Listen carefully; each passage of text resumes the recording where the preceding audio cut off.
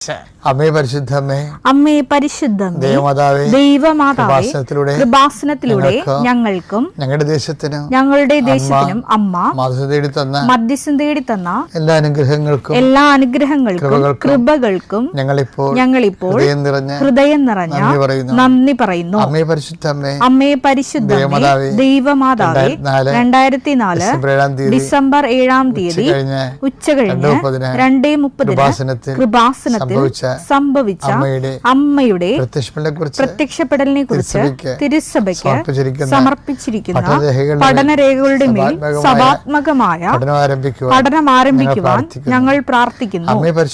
അമ്മേ പരിശുദ്ധമേ, ഭൂസ്വർലോകങ്ങളുടെ രാജ്ഞിയായ അങ്ങേയ്ക്ക് ഭൗമ സംരക്ഷണത്തിനായി പ്രപഞ്ചപ്രകൃതിയെ തന്നെ തിരുസഭ പ്രതിഷ്ഠിക്കുവാൻ ഈ പ്രത്യക്ഷീകരണ വഴി ഇടയാക്കണമേ. പരിശുദ്ധമ്മേ, ജപമാല മാതാവേ, സകല കൃപാസനം പ്രാർത്ഥനകളോടും ചേർത്ത് ഞങ്ങളിപ്പോൾ പ്രാർത്ഥിക്കുന്ന ഈ കുടുംബത്തിന്റെ പ്രത്യേക നിയോഗം പറ മക്കളെ.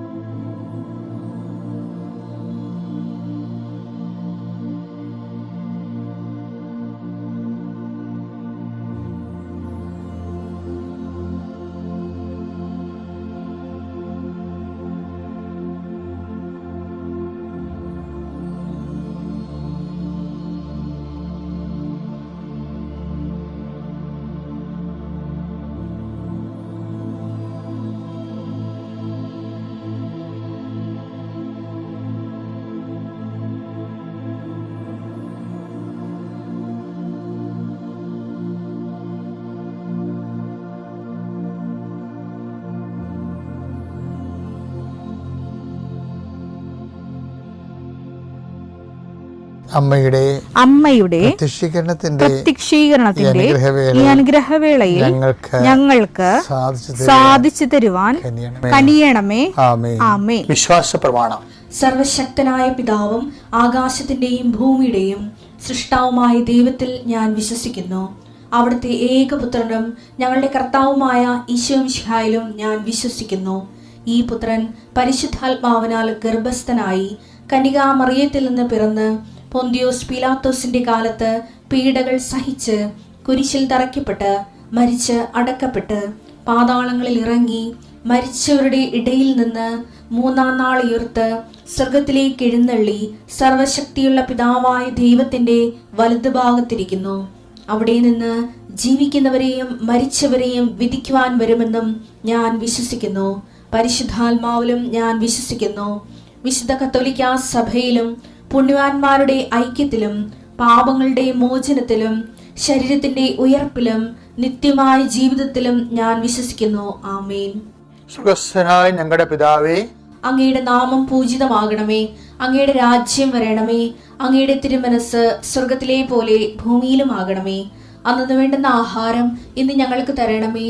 ഞങ്ങളോട് തെറ്റ് ചെയ്യുന്നവരോട് ഞങ്ങൾ ക്ഷമിക്കുന്നത് പോലെ ഞങ്ങളുടെ തെറ്റുകൾ ഞങ്ങളോടും ക്ഷമിക്കണമേ. ഞങ്ങളെ പ്രലോഭനത്തിൽ ഉൾപ്പെടുത്തരുതേ, തിന്മയിൽ ഞങ്ങൾ രക്ഷിക്കണമേ. ആമേൻ. നന്മ നിറഞ്ഞ മറിയമേ, സ്വസ്തി. കർത്താവ് അങ്ങയുടെ കൂടെ സ്ത്രീകളിൽ അങ്ങ് അനുഗ്രഹിക്കപ്പെട്ടവളാകുന്നു. അങ്ങയുടെ ഉദരത്തിൻ ഫലമായി ഈശോ അനുഗ്രഹിക്കപ്പെട്ടവനാകുന്നു. പരിശുദ്ധ മറിയമേ, തമ്പുരാന്റെ അമ്മേ, പാപികളായ ഞങ്ങൾക്ക് വേണ്ടി ഇപ്പോഴും ഞങ്ങളുടെ മരണസമയത്തും തമ്പുരാനോട് അപേക്ഷിക്കണമേ. ആമേൻ. കർത്താവിന്റെ ഉന്നതമായ നാമത്തിന് സ്വസ്ത്രം ചെയ്യുന്ന കർത്താവിന്റെ വിശുദ്ധ പൗരോഹിത്യത്തെ മഹത്വപ്പെടുത്തണമേ. കർത്താവ് സഭയിലുള്ള സാന്നിധ്യം ദൃഢമാക്കണമേ. എൻ്റെ കർത്താവിൻ്റെ ഉന്നതമായ നാമത്തിൽ സഭയുടെ അധികാരത്തിൽ കുശടയാളത്തിൽ ദൈവശക്തിയാൽ ഞാൻ മക്കളെ ആശ്വസിച്ച് പ്രാർത്ഥിക്കും. ഇപ്പോൾ നീ എൻ്റെ മനസ്സിൽ തോന്നിക്കണത് വിവാഹത്തിന് വേണ്ടി മനസ്സമ്മതം നടത്താൻ പോകുന്നവരും അതുപോലെ തന്നെ വിവാഹത്തിൻ്റെ ആലോചനകൾക്ക് വേണ്ടി മക്കളുടെ ജീവിത പങ്കാളികൾക്ക് വേണ്ടി ഉഴറി നടക്കുന്നവരും അവരുടെ ഒരു പരിശ്രമങ്ങളെ എബ്രാഹത്തിൻ്റെ മകനെ അനിയുക്തയായ ഒരു ജീവിത പങ്കാളിയെ കണ്ടെത്താൻ വേണ്ടി നീ ഫൃത്തിന് അയച്ചതുപോലെ കർത്താവെ ജീവിത പങ്കാളി അന്വേഷിക്കുന്നവർക്ക് യഥാകാലങ്ങളെ കണ്ടെത്താൻ വേണ്ടി എന്നെ കണ്ടെത്താൻ നീ ഇടയാക്കുമെന്ന് പറഞ്ഞതുപോലെ കർത്താവേ, ദൈവത്തെ കണ്ടെത്തുന്ന പോലെ ദൈവത്തിന് വേണ്ടി ജീവിക്കാൻ വേണ്ടി ആഗ്രഹിക്കുന്നവർ അന്വേഷിക്കുകയും കണ്ടെത്തുമെന്നാണ് നീ പറഞ്ഞല്ലേ കർത്താവ്. അവർക്കെല്ലാം കണ്ടെത്തലിൻ്റെ ആശീർവാദം നൽകണം പ്രാർത്ഥിക്കുന്നു. എൻ്റെ കർത്താവിൻ്റെ ഉന്നതമായ നാമത്തിൽ, സഭയുടെ അധികാരത്തിൽ, കുരിശിൻ്റെ അടയാളത്തിൽ ഏതെല്ലാം വിഷയങ്ങൾക്ക് വേണ്ടി ആരെല്ലാം പേടിക്കുന്നുണ്ടെങ്കിൽ ഈശോയെ, അവരെ നീ ബ്ലോക്ക് ചെയ്യണമെന്ന് പ്രാർത്ഥിക്കുന്നു. കർത്താവേ, അങ്ങനെ വിശ്വസിക്കുന്നവർ ഒരു മനുഷ്യനെയും പേടിക്കരുത് ഈശോയെ. ആ രീതിയിൽ അവർക്ക് ആത്മവിശ്വാസവും ആന്തരിക ശക്തിയും നൽകണം പ്രാർത്ഥിക്കുന്ന ഈശോയെ. ഓരോരോ കാര്യങ്ങൾക്ക് വീട് വെക്കാൻ പോകുന്നവർ, സ്ഥലം വാങ്ങാൻ പോകുന്നവർ, പെണ്ണ് കാണാൻ പോകുന്നവർ, പുരുഷൻ്റെ മകളുടെ കെട്ടാനുള്ള ചെറുക്കൻ്റെ വീട്ടിൽ പോകുന്നവർ, അവിടെയൊക്കെ സംസാരങ്ങളിലൊക്കെ പലപ്പോഴും പെശകി വരികയും നല്ലത് നഷ്ടപ്പെടുകയും അവന് പിശാചികർ പ്രവർത്തിക്കുകയും സാത്താന് അവസരം കൊടുക്കുകയും സ്വന്തം കോയ്മകൾ പറയുകയും അതിൻ്റെ പേരിൽ തല്ലിപ്പിരികയും ഇങ്ങനെ ഉണ്ടാകുന്ന പിശാചിൻ്റെ അവസരങ്ങളെല്ലാം യേശുക്രിസ്തുവിന്റെ നാമത്തിൽ ബന്ധിക്കുന്നു. എൻ്റെ കർത്താവിൻ്റെ ഉന്നതമായ നാമത്തിൽ, സഭയുടെ അധികാരത്തിൽ, അന്നു വേണ്ട ആഹാരത്തിനായി നിൻ്റെ എല്ലാ ഉദ്യമങ്ങളെയും കർത്താവിനെ ആശീർവദിക്കട്ടെ. നീ ആശ്രയം വെച്ചിരിക്കുന്നവർ അതിൽ നിന്ന് സ്കിപ്പായി പോകാതിരിക്കാൻ വേണ്ടി യേശുക്രിസ്തു നാമത്തെ ഞാൻ ബന്ധിക്കുന്നു. Lord Jesus Christ, pour out His Spirit, touch with the fire finger, soak with the precious blood. The authority of the Catholic Church, with the power of Jesus Christ, with the merit of the Holy Priesthood, I bless the Hallelujah. നമ്മൾ പറയാം മനുഷ്യനായാൽ അങ്ങനെയൊക്കെയാണെന്ന് പറയും. മനുഷ്യനായാൽ കുറേ നന്മയുണ്ടാകും, കുറേ തിന്മയുണ്ടാകും എന്ന് പറയും. ഈ മനുഷ്യനായാൽ എന്നുള്ള സംഭവത്തിന് അങ്ങനെയുള്ള ഒരു അഡ്ജസ്റ്റ്മെൻറ്റ്, ഡ്യൂപ്ലിസിറ്റി എന്ന് പറയും നമ്മൾ. ഈ ഡ്യൂപ്ലിസിറ്റി ബൈബിള് സീറോ ടോളറൻസാണ്, അതിനോട് യോജിക്കണില്ല. ഇത് വളരെ സീരിയസ് ആയിട്ട് എടുക്കേണ്ട കാര്യമാണ്. ഇതിനാണ് തിരിച്ചറിക്കാട് ഇറക്കിയിരിക്കുന്നത്. നല്ല മരത്തിൻ്റെ തിരിച്ചറിക്കാട്, നല്ല ഫലത്തിൽ നിന്ന് മരത്തെ തിരിച്ചറിയാവുന്നല്ല പറയണത്. മത്തായി 12:33. ഒന്നുകിൽ വൃക്ഷം നല്ലത് ഫലവും നല്ലത്, അല്ലെങ്കിൽ വൃക്ഷം ചീത്ത ഫലവും ചീത്ത. എന്തെന്നാൽ ഫലത്തിൽ നിന്നാണ് വൃക്ഷത്തെ മനസ്സിലാക്കുന്നത്. പലരും ദൈവത്തെ ഉപേക്ഷിക്കുന്നതും ദൈവത്തിൻ്റെ വഴിയെ നടക്കാൻ പേടിക്കണതും അല്ലെങ്കിൽ സൗകര്യപൂർവ്വം അത് ഒഴിവാക്കുന്നതിൻ്റെ കാര്യം ലോകാരൂപിയാണ്. അവിടെ സ്ഥാനം പോവും, അല്ലെങ്കിൽ അവരുദ്ദേശിക്കുന്ന പോലുള്ള സൂത്രപ്പണികളിലൂടെ 10 പൈസ ഉണ്ടാക്കാൻ പറ്റത്തില്ല. അപ്പോൾ അവർ നിശ്ചയിക്കുന്നത് മനുഷ്യൻ്റെ അംഗീകാരം കിട്ടാൻ വേണ്ടി എന്ത് കൂതറ വർത്തമാനം പറയാൻ പറ്റത്തില്ല. ഇപ്പോൾ എന്തുമാത്രം കൂതറ വർത്തമാനം ആൾക്കാർ പറയുന്നത്. ഞാനൊരു TV ചാനലിൽ ശ്രദ്ധിച്ചപ്പോൾ എന്താണ് ഗേ പുരുഷരതിക്കാർ വന്നിട്ട് സംസാരിക്കുകയാണ്. ആ പുരുഷരതിക്കാരെ അംഗീകരിച്ചുകൊണ്ട് ആയിരക്കണക്കിന് കമൻസാണ് താഴെ കിടക്കുന്നത് മുഴുവനും. അപ്പോൾ അങ്ങനെയുള്ള ഒരു സ്ഥലത്ത് അപ്പോൾ ഈശോ പറയും അത് ഫലത്തിൽ നിന്ന് വൃക്ഷത്തെ അറിയാമെന്ന് പറയും. അവരുടെ വോട്ട് വേണവരും അല്ലെങ്കിൽ അവരുടെ കൂടി അപ്ലോസ് കിട്ടണവരും അവരെ കൂടി ഉൾക്കൊണ്ടേ സംസാരിക്കത്തുള്ളൂ. അപ്പോൾ ദൈവത്തെ അവർ സൗകര്യപൂർവ്വം ഒഴിവാക്കും. കാര്യം ദൈവം ഡയറക്റ്റ് ഒരു മനുഷ്യനെ അറ്റാക്ക് ചെയ്യാത്തത് കൊണ്ട്, അതുകൊണ്ട് ഡയറക്റ്റ് അവർ ഇക്കണോമിക്കായിട്ട് സേഫ് ആയതുകൊണ്ടും ആരോഗ്യമായിട്ട് സേഫ് ആയതുകൊണ്ടും ഈ ലോകത്ത് അപ്പം ഈ ജീവിതം, അതാണ് ഈ ജീവിതം എന്ന് പറയുന്നത്. 1 Corinthians 15:19. ഈ ജീവിതത്തിന് വേണ്ടി മാത്രം ക്രിസ്തുവിൽ പ്രത്യാശ വച്ചിട്ടുള്ളവരാണെങ്കിൽ ഇപ്പം ഈ ജീവിതത്തിന് വേണ്ടി മാത്രം ക്രിസ്തുവിൽ പ്രത്യാശ വച്ചിട്ടുള്ളതാണെങ്കിൽ സകല മനുഷ്യരേക്കാൾ അവർ ഹതഭാഗ്യരാണെന്നാണ് സെൻറ്റ് പോൾ പറയണത്. പക്ഷേ എനിക്ക് തോന്നിയിട്ടുള്ള പലപ്പോഴും, ഞാൻ പോളിനേക്കാൾ വലിയ ആളാണെന്നല്ല പറയണത്, നമ്മൾ പ്രായോഗികമായിട്ട് ആൾക്കാർ ഡീൽ ചെയ്യുമ്പോൾ നമുക്ക് മനസ്സിലാകുന്ന സത്യം, ഈ ജീവിതത്തിന് വേണ്ടി മാത്രം പ്രത്യാശ വെച്ചിട്ടുള്ള ആളിനെ ക്രിസ്തുവിൽ പ്രത്യാശ വെക്കാൻ പറ്റത്തില്ല. അതാണ് നമ്മൾ പ്രായോഗികമായിട്ട് കാണുന്നത്. ഈ ജീവിതവും ആ ജീവിതത്തിനെ ദൈവതുല്യമായിട്ട് കാണുകയും ക്രിസ്തുവിനെയും ഉൾക്കൊള്ളുകയും ഒരുമിച്ച് കൊണ്ടുപോകാൻ പറ്റത്തില്ല. ഒരുമിച്ച് കൊണ്ടുപോകാനുള്ള ഒരു ത്രൈവ് നമ്മുടെ ഭാഗത്ത് നിന്ന് എപ്പോഴും ഉണ്ടാകും. അതുകൊണ്ടാണ് ദൈവത്തെയും മാമോനെയും. മത്തായി 6:24 2 യജമാനന്മാരെ സേവിക്കാൻ. അതിന് ഈശോ 2 യജമാനന്മാരെന്നാണ് പറയണത്. രണ്ട് യജമാനന്മാരാണ്. ഒന്ന് ലോകം, അല്ലെങ്കിൽ ഒന്ന് പൈശാചികമായിട്ടുള്ള തിന്മകൾ, ഒന്ന് ദൈവത്തിൻ്റെ കാര്യങ്ങൾ. അപ്പോൾ 2 യജമാനന്മാരെ ഒന്നിച്ച് സേവിക്കാൻ ആൾക്കാരെപ്പോഴും ശ്രദ്ധിക്കണ ഇതാണ്. അതുകൊണ്ടാണ് അതേ എന്ന് ഇപ്പോൾ കഴിഞ്ഞ ദിവസം നമ്മൾ കണ്ടില്ലേ, അതേ എന്ന് ആയിക്കട്ടെ, അല്ലെങ്കിൽ അല്ലെന്ന് ആയിക്കട്ടെ, ഇത് പുറത്ത് വരുന്നത് പിശാചിൽ നിന്ന് വരുന്നതാണ്. അതുകൊണ്ട് 2 യജമാനന്മാരെ സേവിക്കുക സാധ്യമല്ല. ഇതേ ഒരു ഐഡിയ ആണ് ഈശോ ഒരു വാട്ടർ ടൈറ്റായിട്ട് കമ്പാർട്ട്മെൻ്റലൈസ് ചെയ്തിരിക്കണം ഈ വിഷയത്തിന്. പക്ഷേ നല്ല വൃക്ഷമെങ്കിൽ നല്ല വൃക്ഷം, നല്ല ഫലം; ചീത്ത വൃക്ഷമെങ്കിൽ ചീത്ത ഫലം. അപ്പം നല്ല വൃക്ഷത്തിൽ ചീത്ത ഫലം കാണാൻ പറ്റത്തില്ല. ചീത്തയായതുകൊണ്ടാണ് നല്ല വൃക്ഷത്തിലെന്ന് പറഞ്ഞിട്ട് പിന്നെ ചീത്ത ഫലം ദൈവം പ്രതീക്ഷിക്കണില്ല. ദൈവമാതാവിന്റെ കരം പിടിച്ച് ദൈവപിതാവിനെ മുഖാഭിമുഖം കാണുവാൻ ഈ ഭൂമിയിലായിരുന്നു കൊണ്ട് മരിയൻ ഉടമ്പടി എടുത്തുകൊണ്ട് കൂടുതൽ വിശ്വസ്തയോടെ, തീക്ഷ്ണതയോടെ ഉടമ്പടി നിബന്ധനകൾ പാലിച്ച് മുന്നേറാൻ ഉതകുന്ന ലിവിംഗ് ഒറക്കിൾസ്, ജീവവചസ്സുകൾ എന്ന വലിയ ശുശ്രൂഷയുടെ 20ാമത്തെ എപ്പിസോഡിലേക്ക് എല്ലാവരെയും സ്നേഹപൂർവ്വം സ്വാഗതം ചെയ്യുന്നു. ഇന്ന് നമ്മൾ സാക്ഷ്യ വചന വിശകലനത്തിനായി എടുത്തിരിക്കുന്നത് അർത്തുങ്കലിൽ നിന്നുള്ള മറിയാമ്മ സെബാസ്റ്റ്യൻ എന്ന മകളുടെ സാക്ഷ്യമാണ്. എൻ്റെ പേര് മറിയാമ്മ സെബാസ്റ്റ്യൻ. ഇത് എൻ്റെ അമ്മച്ചിയാണ്, ത്രേസ്യാമ്മ വർഗീസ്. ഞങ്ങൾ അർത്തുങ്കൽ ബസിലിക്ക ഇടവാംഗങ്ങളാണ്. ഈ സാക്ഷ്യത്തിന് പ്രധാനമായിട്ട് 3 ഭാഗങ്ങളാണുള്ളത്. ഒന്നാമതായിട്ട് ഈ മകള് സാക്ഷ്യം ആരംഭിക്കുന്നത് ഇപ്രകാരമാണ്. എൻ്റെ അമ്മച്ചി കഴിഞ്ഞ വർഷം ജൂലൈയിൽ ഒന്ന് വീണതിൻ്റെ ഫലമായിട്ട് നട്ടെല്ല് പൊട്ടുകയുണ്ടായി. ഞങ്ങൾ 10-75 ദിവസം 2-3 ആശുപത്രിയിലായി അഡ്മിറ്റായിരുന്നു. അമ്മച്ചി ഫുൾ ബെഡിലായി പോയായിരുന്നു. മലവും മൂത്രവും എല്ലാം ബെഡിലായിരുന്നു. ഒട്ടും നടക്കാൻ പറ്റാത്ത അവസ്ഥയിലാണ് 10-40 ദിവസം ഞങ്ങൾ വണ്ടാനത്ത് ഓപ്പറേഷനായിട്ട് കിടന്നത്. പിന്നീട് ഡോക്ടർ ഓപ്പറേഷന് നിർദ്ദേശിച്ചു.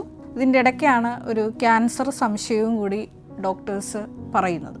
അതുകൂടാതെ MRI സ്കാൻ റിപ്പോർട്ട് കണ്ടപ്പോൾ സ്കാനിൻ്റെ റിപ്പോർട്ടിൽ അത് ക്യാൻസർ ആകാൻ നല്ല സാധ്യതയുണ്ടെന്ന് കൂടി ഇതിൻ്റെ കൂടെ പറഞ്ഞപ്പോൾ ഞങ്ങൾ ആകെ വിഷമിച്ചു പോയി. ഈ മകള് ബഹുമാനപ്പെട്ട VP ജോസഫ് അച്ഛൻ നയിക്കുന്ന മരിയൻ ഉടമ്പടി ആരാധന ഈ അമ്മയ്ക്ക് മൊബൈലിൽ വെച്ചു കൊടുത്തും, ഒപ്പം തന്നെ കൃപാസനത്തിലെ മരിയൻ ഉടമ്പടി നേർച്ച വസ്തുക്കളും ഉപയോഗിച്ചുകൊണ്ടും വീണ് കിടപ്പിലാകും, അതായത് ഈ നട്ടെല്ല് തകർന്നിരിക്കുന്നതുകൊണ്ട് തന്നെ ഇനി എഴുന്നേക്കാൻ സാധ്യതയില്ല എന്ന് പറഞ്ഞൊരു വിഷയത്തിൽ നിന്ന് ഓപ്പറേഷനിലൂടെ ഈ അമ്മയ്ക്ക് പൂർണ്ണ സൗഖ്യം കിട്ടും. നമ്മുടെ ഒരു സാക്ഷ്യ വിശകലനത്തിൻ്റെ ഭാഗം ഇതല്ല. അപ്പോൾ ഈ ഒരു സാക്ഷ്യം പറഞ്ഞുകൊണ്ടാണ് ഈ മകള് സാക്ഷ്യം ആരംഭിക്കുന്നത്. 2ാമത്തെ ഭാഗത്തിൽ ഈ സാക്ഷ്യം പങ്കുവയ്ക്കുന്ന ഈ മകൾ, അതായത് മറിയാമ്മ സെബാസ്റ്റ്യൻ എന്ന മകൾക്ക് ഒരു വലിയ ആക്സിഡൻറ്റ് സംഭവിക്കുകയാണ്. അമ്മച്ചിയുടെ ഓപ്പറേഷൻ കഴിഞ്ഞ് കൃത്യം 3 മാസമായപ്പോൾ എനിക്ക് ഒരു ആക്സിഡൻ്റ് ഉണ്ടായി. ആക്സിഡൻറ്റിൽ CT സ്കാൻ ചെയ്ത് കഴിഞ്ഞപ്പോഴത്തേക്ക് എൻ്റെ 5ാമത്തെ വാരിയെല്ലിന് പൊട്ടലുണ്ട്. അങ്ങനെ 5ാമത്തെ വാരിയെല്ല് തകർന്നു പോകുന്ന ഒരു വലിയൊരു ആക്സിഡൻറ്റ്. ഈ ഒരു ആക്സിഡൻറ്റിനെ തുടർന്ന് ഈ മകളെ ആശുപത്രിയിൽ പ്രവേശിപ്പിച്ചു. അപ്പോൾ ഡോക്ടേഴ്സ് ഉറപ്പായിട്ടും പറഞ്ഞു, നിങ്ങൾ ആശുപത്രിയിൽ അഡ്മിറ്റ് ആകണം, ഇത് ഒരു സീരിയസ് വിഷയമാണ്, ഡിസ്ചാർജ് ചെയ്ത് വീട്ടിൽ പോയി റെസ്റ്റ് എടുത്താൽ പറ്റില്ല, എന്തെങ്കിലും കോംപ്ലിക്കേഷൻസ് വന്നാൽ ഇത് ആശുപത്രിയിൽ കിടക്കുന്നത് തന്നെയാണ് നല്ലതെന്ന് പറഞ്ഞു.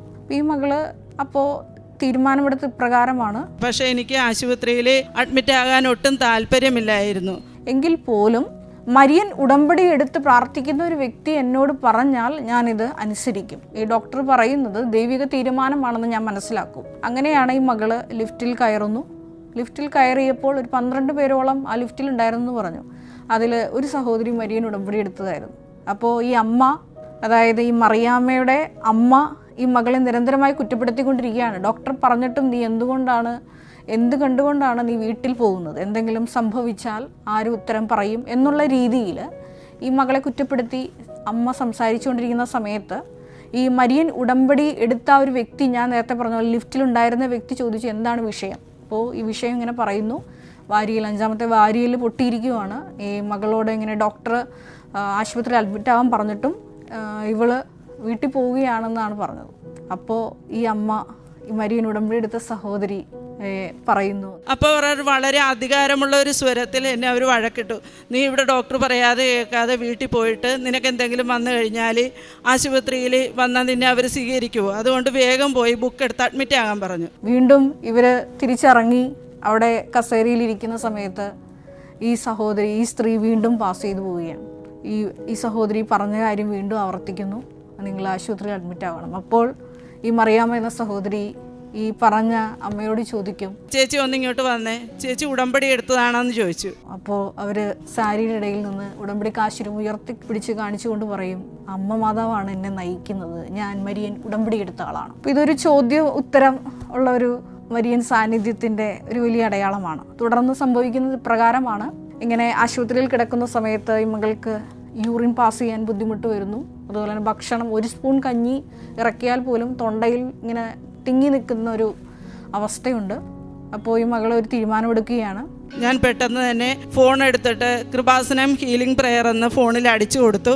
അങ്ങനെ കൃപാസനം ഹീലിംഗ് പ്രെയർ എന്ന് അടിക്കുമ്പോൾ ബഹുമാനപ്പെട്ട വി.പി. ജോസഫ് അച്ഛൻ്റെ പ്രയർ അവിടെ ടൈം ലൈനിൽ വന്നു. ആ പ്രാർത്ഥനയിൽ ആദ്യം അച്ഛൻ കിഡ്നി രോഗികൾക്ക് വേണ്ടിയിട്ടാണ് പ്രാർത്ഥിക്കുന്നത്. ഞാൻ പറഞ്ഞല്ലേ എനിക്ക് മൂത്രം പോകുന്നില്ലായിരുന്നു എന്ന്. അങ്ങനെ അതുകൂടി അടുത്ത പ്രാർത്ഥന അച്ഛൻ ശ്വാസകോശ രോഗികൾക്ക് വേണ്ടിയിട്ടാണ് അതിൽ പ്രാർത്ഥിച്ചത്. അപ്പം ഞാൻ പറഞ്ഞു നേരത്തെ ശ്വാസത്തിൻ്റെ എന്തോ പ്രശ്നം ഇവിടെ തടസ്സമുള്ളത് കൊണ്ടാണ് ഭക്ഷണം കീഴ്പോട്ട് ഇറങ്ങാത്തതെന്ന്. ഈ മകൾക്കും ഇതേപോലെ തന്നെ തൊണ്ടയിൽ കെട്ടി താഴോട്ട് ഇറങ്ങാത്ത ഒരു അവസ്ഥയിലൂടെയാണ് ഈ മകളും കടന്നു പോയിക്കൊണ്ടിരുന്നത്. ഈ ഭക്ഷണം 5 മിനിറ്റിനുള്ളിലാണ് യൂറിൻ പുറത്തു പോകാതെ, അതായത് ബ്ലാഡറിൽ തന്നെ കെട്ടിക്കിടക്കുന്ന അവസ്ഥയിൽ നിന്ന് കംപ്ലീറ്റ് ആയിട്ട്, അതായത് ഈ ഹീലിംഗ് പ്രയർ കൂടുന്നതിന് തൊട്ട് മുമ്പ് ഈ സഹോദരി പറയുന്നുണ്ട്, കടുത്ത ചുവന്ന നിറത്തോടുകൂടിയുള്ള യൂറിനാണ് പാസ് ചെയ്തുകൊണ്ടിരുന്നതെങ്കിൽ ഈ പ്രാർത്ഥന കൂടിക്കഴിഞ്ഞ് 5 മിനിറ്റ് കഴിഞ്ഞപ്പോൾ ക്ലിയർ ആയിട്ടുള്ള യൂറിൻ, നോർമൽ യൂറിൻ പാസ് ചെയ്യാൻ തുടങ്ങി. അതുപോലെ തന്നെ വെള്ളം കുടിച്ചപ്പോൾ തൊണ്ടയിൽ കെട്ടി നിൽക്കാതെ ഈ വെള്ളം ഇറങ്ങി. അപ്പോൾ അതും ഈ ശ്വാസകോശ സംബന്ധമായിട്ടുള്ള അസുഖവുമായിട്ട് ബഹുമാനപ്പെട്ട അച്ഛൻ പറഞ്ഞ സന്ദേശവുമായി ബന്ധപ്പെട്ടതായിരുന്നു. ആ തൊണ്ടയുടെ ആ ഒരു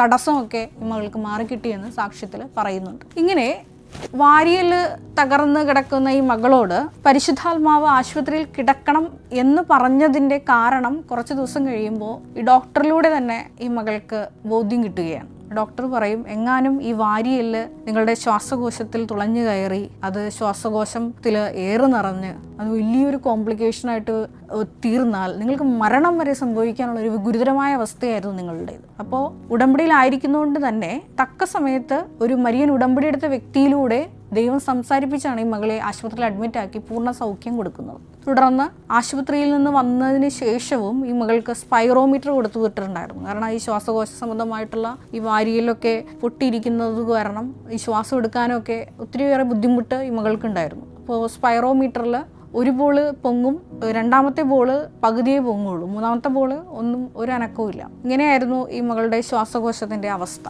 ബഹുമാനപ്പെട്ട വി.പി. ജോസഫ് അച്ഛനെ വന്ന് കണ്ടു. പിറ്റേ ദിവസം മുതൽ ഈ മകൾ 3 ബോളും ഈ സ്പൈറോമീറ്ററിൽ പൊങ്ങാൻ തുടങ്ങി. അതും വലിയൊരു സമയബന്ധിതമായിട്ടുള്ള ബഹുമാനപ്പെട്ട വി.പി. ജോസഫ് അച്ഛൻ്റെ കൈവപ്പ് പ്രാർത്ഥന വഴി ലഭിച്ച വലിയൊരു സൗഖ്യമാണ്. ഈ ഒരു സാക്ഷ്യത്തിൽ ഈ മകൾ പറയുന്ന മറ്റൊരു വിഷയം, അതാണ് സാക്ഷ്യത്തിൻ്റെ 2ാമത്തെ ഭാഗം. അതായത് ഇങ്ങനെ വാരിയലിലൊക്കെ പൊട്ടി ഗുരുതരമായ വേദനയിലൂടെ കടന്നു പോകുമ്പോൾ എൻ്റെ വേദന മുഴുവനും ഞാൻ കാഴ്ചവെച്ചത് ഒരേ ഒരു വിഷയത്തിന് വേണ്ടിയിട്ടായിരുന്നു. അതായത് അത് കഴിഞ്ഞ് വീണ്ടും 1.5 ആഴ്ച വീട്ടിൽ റെസ്റ്റ് ചെയ്യണമായിരുന്നു.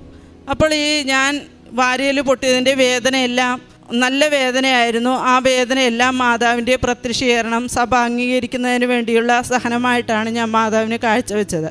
ഇങ്ങനെ വലിയൊരു ദൈവിക നിയോഗത്തിന് വേണ്ടി ഈ ഒരു സഹനം കാഴ്ചവെച്ചപ്പോൾ പരിശുദ്ധാത്മാവ് വീണ്ടും ഒരു വലിയ വെളിപ്പെടുത്തൽ ഈ മകൾക്ക് നൽകുകയാണ്. 2017 കൃപാസനത്തിൽ ഉണ്ടായിരുന്ന മരിയൻ കൃപാഭിഷേക ധ്യാനം, ആ ധ്യാനത്തിൽ പങ്കെടുത്ത് പ്രാർത്ഥിച്ചുകൊണ്ടിരുന്നപ്പോൾ പരിശുദ്ധാത്മാവ് ഈ മകളെ ഒരു പ്രാർത്ഥന പഠിപ്പിച്ചിരുന്നു. ആ പ്രാർത്ഥന ഇപ്രകാരമായിരുന്നു: പരിശുദ്ധാത്മാവ് തന്നെയായ പരിശുദ്ധ മറിയമ്മേ, അമ്മയുടെ ഉദരത്തിൽ എന്നെ ഒരു ഭ്രൂണമായി സ്വീകരിക്കണമേ. പൂർണ്ണ വളർച്ചയെത്തുമ്പോൾ എന്നെ ഈശോയുടെ മടിയിൽ പ്രസവിക്കണമേ. ഇതായിരുന്നു ആ പ്രാർത്ഥന. വളരെ മനോഹരമായ ഒരു പ്രാർത്ഥന, ഒത്തിരിയേറെ അർത്ഥമുള്ളൊരു പ്രാർത്ഥന. പക്ഷേ ഈ പ്രാർത്ഥന അന്ന് കൃപാസനം മരിയൻ കൃപാഭിഷേക ധ്യാനത്തിൽ പങ്കെടുത്ത് പ്രാർത്ഥിച്ചപ്പോൾ നൽകിയൊരു പ്രാർത്ഥനയുടെ ആന്തരിക അർത്ഥം ഈ മകൾക്ക് ദൈവപിതാവ് പഠിപ്പിച്ചു കൊടുക്കുന്ന ഒരു വലിയ സഹനാവസ്ഥയിലൂടെ കടത്തി വിട്ടുകൊണ്ടാണ്. അത് ഈ മകൾ പറയുന്നുണ്ട്. 2025 ജനുവരി മാസം കൃപാസനം മരിയൻ ഉടമ്പടി ആരാധനയിൽ പങ്കെടുത്ത് പ്രാർത്ഥിച്ചുകൊണ്ടിരിക്കുമ്പോഴാണ് ഈ ഒരു പ്രത്യേക പ്രാർത്ഥനയുടെ അർത്ഥം എനിക്ക് മനസ്സിലായത്. അതായത് മരിയൻ ഉടമ്പടി എടുക്കുന്ന നാം എല്ലാവരും പരിശുദ്ധ അമ്മയുടെ ഉദരത്തിൽ ഭ്രൂണമായി ജനിപ്പിക്കപ്പെടുന്നവരാണ്. അതായത് ആത്മാവിൽ വീണ്ടും ജനിക്കുന്നവരാണ്. ഉടമ്പടിയുടെ ആത്മാവാൽ വീണ്ടും ജനിക്കുന്നവരാണ്.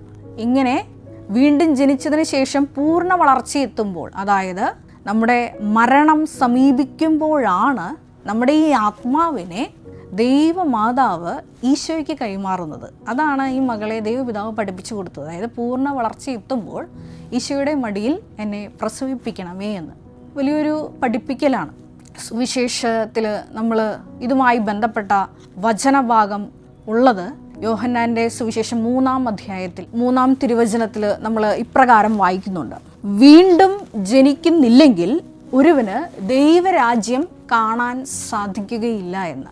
വീണ്ടും വിശുദ്ധ യോഹന്നാൻ്റെ സുവിശേഷം 3-ാം അധ്യായം 5-ാം തിരുവചനത്തിൽ നമ്മൾ ഇപ്രകാരം വായിക്കുന്നുണ്ട്: ജലത്താലും ആത്മാവിനാലും ജനിക്കുന്നില്ലെങ്കിൽ ഒരുവന് ദൈവരാജ്യത്തിൽ പ്രവേശിക്കുക സാധ്യമല്ല എന്ന്.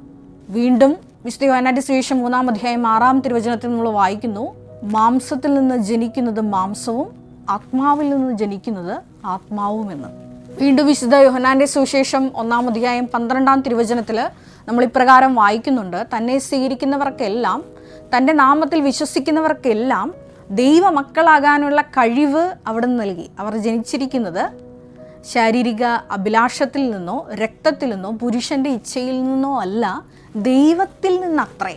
അപ്പോൾ ദൈവാത്മാവിനാൽ നിറഞ്ഞ് ജനിക്കുവാനുള്ള, വീണ്ടും ഒരു ജനനത്തിനുള്ള ഒരു സാധ്യതയാണ് മരിയൻ ഉടമ്പടി എന്നാണ് ഈ മകൾക്ക്, മറിയാമ്മ എന്ന മകൾക്ക് ദൈവപിതാവ് വെളിപ്പെടുത്തി കൊടുത്തത്. അതായത് പരിശുദ്ധ അമ്മയുടെ ഉദരത്തിൽ ഒരു ഭ്രൂണമായി, ഒരു കുഞ്ഞായി ജനിക്കപ്പെടാനുള്ള വലിയൊരു സാധ്യതയാണ് മരിയൻ ഉടമ്പടിക്കുള്ളത് എന്നാണ് ഈ മകൾക്ക് ദൈവപിതാവ് വെളിപ്പെടുത്തി കൊടുക്കുന്നത്. അത് ആത്മാവിലുള്ള പുതിയ ജനനത്തിലേക്കുള്ള വലിയൊരു സൂചനയാണ്. അത് പരിശുദ്ധ അമ്മയിൽ തിളങ്ങി വിളങ്ങിയ ഒരു ആത്മാവുണ്ട്. ദൈവപിതാവിൻ്റെ പദ്ധതി ദൈവമാതാവിൻ്റെ ജീവിതത്തിൽ നിറവേറുവാൻ പരിശുദ്ധ അമ്മയിൽ പ്രവർത്തിച്ച ഒരു കൃപയുടെ ആത്മാവുണ്ട്. ആ ആത്മാവിനാൽ നിറയപ്പെടാനാണ് മരിയൻ ഉടമ്പടി എടുത്തിരിക്കുന്നവർ വിളിക്കപ്പെട്ടിരിക്കുന്നത് എന്നുള്ള ഒരു അർത്ഥം കൂടി ഈ മകള് പങ്കുവയ്ക്കുന്നുണ്ട്. വലിയൊരു ദൈവിക വെളിപാടാണിത്. വീണ്ടും ഈ മകള് സാക്ഷ്യത്തിൽ പറയുന്നുണ്ട്: ഡിസംബർ 7-ാം തീയതി പരിശുദ്ധ അമ്മയുടെ പ്രത്യക്ഷീകരണം നടക്കുന്ന സമയത്ത് ഇവരുടെ ഒരു സ്പോൺസർ ഇവരുടെ ഭവനത്തിൽ സന്ദർശിക്കുന്നുണ്ട്. അവിടെ സ്പോൺസറിനെ ഇവർ കൃപാസനത്തിൽ കൊണ്ടുവന്നു. പരിശുദ്ധ അമ്മയുടെ പ്രത്യക്ഷീകരണം നടന്ന ഈ അൾത്താരയിൽ കൊണ്ടുവന്ന് അമ്മയുടെ പ്രത്യക്ഷീകരണത്തെക്കുറിച്ചും ഇവിടെ നടക്കുന്ന അത്ഭുതങ്ങളെക്കുറിച്ചും ഒക്കെ ഈ സ്പോൺസറിനോട് പറയും. തുടർന്ന് പിറ്റേ ദിവസം ഡിസംബർ 8-ാം തീയതി ഈ കുടുംബത്തിന് ഈ സ്പോൺസർ ഒരു ഇന്ദ്രനീല മോതിരം കൈമാറുകയാണ്. എന്നിട്ട് അവർ പറയുകയാണ്: ദൈവമാണ് നിങ്ങളെയും എന്നെയും കണ്ടുമുട്ടിച്ചത്, ഇത് ദൈവത്തിൽ നിന്നുള്ളൊരു തീരുമാനമാണ് എന്ന് പറഞ്ഞുകൊണ്ടാണ് ഈ മോതിരം കൈമാറുന്നത്. അപ്പോൾ ഒരു ഇന്ദ്രനീലം എന്നുള്ള ഒരു വാക്ക് ഉടമ്പടിയിൽ ഇരിക്കുന്നവർക്ക് ഒത്തിരി സുപരിചിതമായിരിക്കും. കാരണം നമ്മുടെ ഉടമ്പടി ബുക്കിൽ നീലത്തിരിയുടെ ഭാഗത്ത് ഈ ഒരു ബൈബിൾ വാക്യം നമുക്ക് വായിക്കാൻ സാധിക്കും. അതായത് പുറപ്പാട് 34:10 തിരുവചനം. അവിടെ ഉടമ്പടി ഉറപ്പിക്കുന്ന വചനഭാഗത്തിൽ നമ്മൾ ഇപ്രകാരം വായിക്കുന്നുണ്ട്: അവർ ഇസ്രായേലിൻ്റെ ദൈവത്തെ കണ്ടു എന്നും ഇന്ദ്രനീല കൽത്തളം പോലെ എന്തോ ഒന്ന് അവിടുത്തെ പാദത്തിൻ്റെ കീഴിൽ കാണപ്പെട്ടു എന്നും നമ്മൾ തിരുവചനത്തിൽ വായിക്കുന്നുണ്ട്. അപ്പോൾ മരിയൻ ഉടമ്പടി ഉറപ്പിക്കുന്ന ഒരു ഭാഗത്താണ് ഈ ഒരു ഇന്ദ്രനീല കൽത്തളം പോലെ എന്തോ ഒന്ന് ദൈവത്തിൻ്റെ പാദത്തിൻ്റെ അടിയിൽ കാണുന്ന ഒരു ദർശനത്തിലേക്ക് ഈ ഒരു മോശയെയും അഹറോനെയും കൂടെയുള്ള 70 ശ്രേഷ്ഠന്മാരെയും മലമുകളിലേക്ക് നയിക്കപ്പെടുമ്പോൾ ദൈവപിതാവിൻ്റെ ഒരു വലിയ വെളിപ്പെടുത്തലുണ്ടാവും. അപ്പോൾ ഇന്ദ്രനീലം എന്നുള്ള ആ ഒരു കളറ് ഒപ്പം തന്നെ ദൈവത്തിൻ്റെ സാന്നിധ്യത്തെ സൂചിപ്പിക്കുന്നതാണ്. അങ്ങനെ ഒരു ദൈവാനുഭവം കൂടി ഇവരുടെ ജീവിതത്തിൽ ഉണ്ടാകുന്നുണ്ട്. ഇനി മരിയൻ ഉടമ്പടി എടുത്തിരിക്കുന്ന സഹോദരങ്ങളെ സംബന്ധിച്ചിടത്തോളം ഈ ഒരു സാക്ഷ്യത്തിൻ്റെ പ്രസക്തി എന്താണ് എന്നാണ് ഞാൻ അടുത്തതായിട്ട് 3-ാമത്തെ ഭാഗത്തിൽ പറയാൻ ആഗ്രഹിക്കുന്നത്. പരിശുദ്ധ ദൈവമാതാവിൻ്റെ മധ്യസ്ഥതയിലാണ് നമ്മളെല്ലാവരും മരിയൻ ഉടമ്പടി എടുത്ത് പ്രാർത്ഥിക്കുന്നത്. അപ്പോൾ ദൈവമാതാവിൻ്റെ പ്രത്യേകത ഒരു വലിയ പ്രത്യേകത എന്താണെന്ന് ചോദിച്ചാൽ, കണ്ടുമുട്ടിയവർക്കെല്ലാം പരിശുദ്ധാത്മാവിനെ കൈമാറിയ ഒരു വ്യക്തിയാണ് ദൈവമാതാവ്.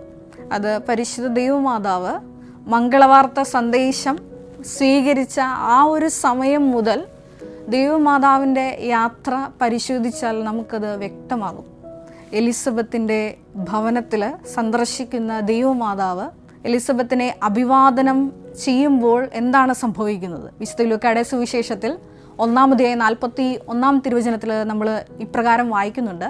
മറിയത്തിൻ്റെ അഭിവാദന സ്വരം ശ്രവിച്ച മാത്രയിൽ എലിസബത്തിൻ്റെ ഉദരത്തിൽ ശിശു കുതിച്ചു ചാടി. അവൾ പരിശുദ്ധാത്മാവിനാൽ നിറഞ്ഞവളായി. അപ്പോൾ ഈ ഒരു സാധ്യത മരിയൻ ഉടമ്പടി എടുത്തിരിക്കുന്ന നമുക്ക് ഓരോരുത്തർക്കും ഉണ്ട്. കാരണം ബഹുമാനപ്പെട്ട VP ജോസഫ് അച്ഛൻ ഒരുപാട് ആയുധങ്ങളുമായിട്ടാണ് നമ്മളെ ഇവിടെ നിന്ന് പറഞ്ഞു വിടുന്നത്. എന്താണ് ആ ആയുധങ്ങൾ? കൃപയാൽ നിറയപ്പെടാൻ, വീണ്ടും ഒരു ജനനം മറ്റുള്ളവരുടെ ജീവിതത്തിൽ നമ്മുടെ സാന്നിധ്യം കൊണ്ട്, സാമീപ്യം കൊണ്ട് നിറയപ്പെടാൻ സാധ്യതയുള്ള അപ്പോസ്തല അധികാരം വഴി ലഭിച്ച പൗരോഹിത്യത്തിൻ്റെ കയ്യൊപ്പ് ശുശ്രൂഷയിൽ ലഭിച്ച കൃപ നമ്മളിലേക്ക് കൈമാറ്റം ചെയ്തുകൊണ്ട് ഒരുപാട് ഉടമ്പടി നേർച്ചവസ്തുക്കളുമായിട്ടാണ്, ആയുധങ്ങളുമായിട്ടാണ് നമ്മളെ ഓരോരുത്തരെയും ഇവിടെ നിന്ന് ബഹുമാനപ്പെട്ട അച്ഛൻ യാത്രയാക്കിയിരിക്കുന്നത്. ഈ ഒരു ഉടമ്പടി നേർച്ചവസ്തുക്കളെല്ലാം വേദനിക്കുന്നവരുടെ അടുത്തേക്ക് കടന്നു ചെന്നുകൊണ്ട് അവരെ വീണ്ടും ജനനത്തിലേക്ക് നയിക്കുവാനുള്ള ദൈവത്തിൻ്റെ പദ്ധതിയാണ്. അതുകൊണ്ടാണ് നമ്മൾ ഇവിടെ നിന്ന് പറഞ്ഞിരിക്കുന്നത്, നിങ്ങൾ മരിയൻ ഉടമ്പടി എടുത്തിരിക്കുന്നവർ ഒരിക്കലും ഉടമ്പടി നേർച്ച വസ്തുക്കൾ കൈമാറ്റം ചെയ്യരുത്. കാരണം നിങ്ങളെയാണ് ഇവിടെ നിന്ന് അഭിഷേകിച്ച് മരിയൻ ഉടമ്പടി പ്രഖ്യാപനത്തിലൂടെ, നമ്മുടെ തന്നെ സ്വയം സമർപ്പണത്തിലൂടെ ആ ഒരു അധികാരം നമ്മൾ ആർജിച്ച്, ശക്തി ആർജിച്ച് ഇവിടെ നിന്ന് പോകുന്നത്. അപ്പോൾ ഈ നേർച്ച വസ്തുക്കൾ ദൈവനാമത്തിൽ ഈശോയുടെ മഹത്വത്തിനായി, പരിശുദ്ധ അമ്മയുടെ പ്രത്യക്ഷീകരണത്തിൻ്റെ സ്ഥിരീകരണത്തിനായി ഉപയോഗിക്കുമ്പോൾ തീർച്ചയായിട്ടും അവിടെ നമ്മുടെ കഴിവല്ല, റോമ 10:9 അനുസരിച്ച് യേശു കർത്താവാണെന്ന് അധരം കൊണ്ട് ഏറ്റുപറയുകയും ദൈവം അവനെ മരിച്ചെന്ന് ഉറപ്പിച്ചെന്ന് ഹൃദയത്തിൽ വിശ്വസിച്ചുകൊണ്ട് അത് പ്രയോഗിക്കുമ്പോൾ വലിയ അടയാളങ്ങളാണ്, ഒരു വീണ്ടും ജനനമാണ് ഒരുപാട് വ്യക്തികളുടെ ജീവിതത്തിൽ സംഭവിക്കുന്നത്. ഒരുപാട് മക്കളാണ് പ്രതിദിനം ഇത്തരത്തിൽ അനുഭവം ലഭിച്ച കുടുംബങ്ങളുമായി വന്ന് ഈ അൾത്താരയിൽ സാക്ഷ്യങ്ങൾ പങ്കുവയ്ക്കുന്നത്. ഈ ഒരു സാക്ഷ്യം നമുക്ക് മുമ്പിൽ തുറന്നിടുന്ന വലിയൊരു വെല്ലുവിളിയാണ്, നമ്മൾ ഏറ്റെടുക്കേണ്ടതാണ്. രണ്ടാമതായിട്ട് കൃപാസനം പത്ര പ്രേക്ഷിത പ്രവർത്തനം. ഒരുപാട് മക്കളാണ് വേദനിച്ച് ചങ്കുപൊട്ടിയിരിക്കുന്ന അനേകം മക്കളാണ് ഈ ഒരൊറ്റ കൃപാസനം പത്രം വഴി ദൈവപിതാവിൻ്റെ സ്നേഹവും പരിശുദ്ധ ദൈവമാതാവിൻ്റെ വാത്സല്യവും യേശുവാകുന്ന രക്ഷ അനുഭവവും കണ്ടെത്തി ഇവിടെ വർദ്ധിച്ച് സന്തോഷത്തോടെ വന്ന് തിരിച്ചു പോകുന്നത്.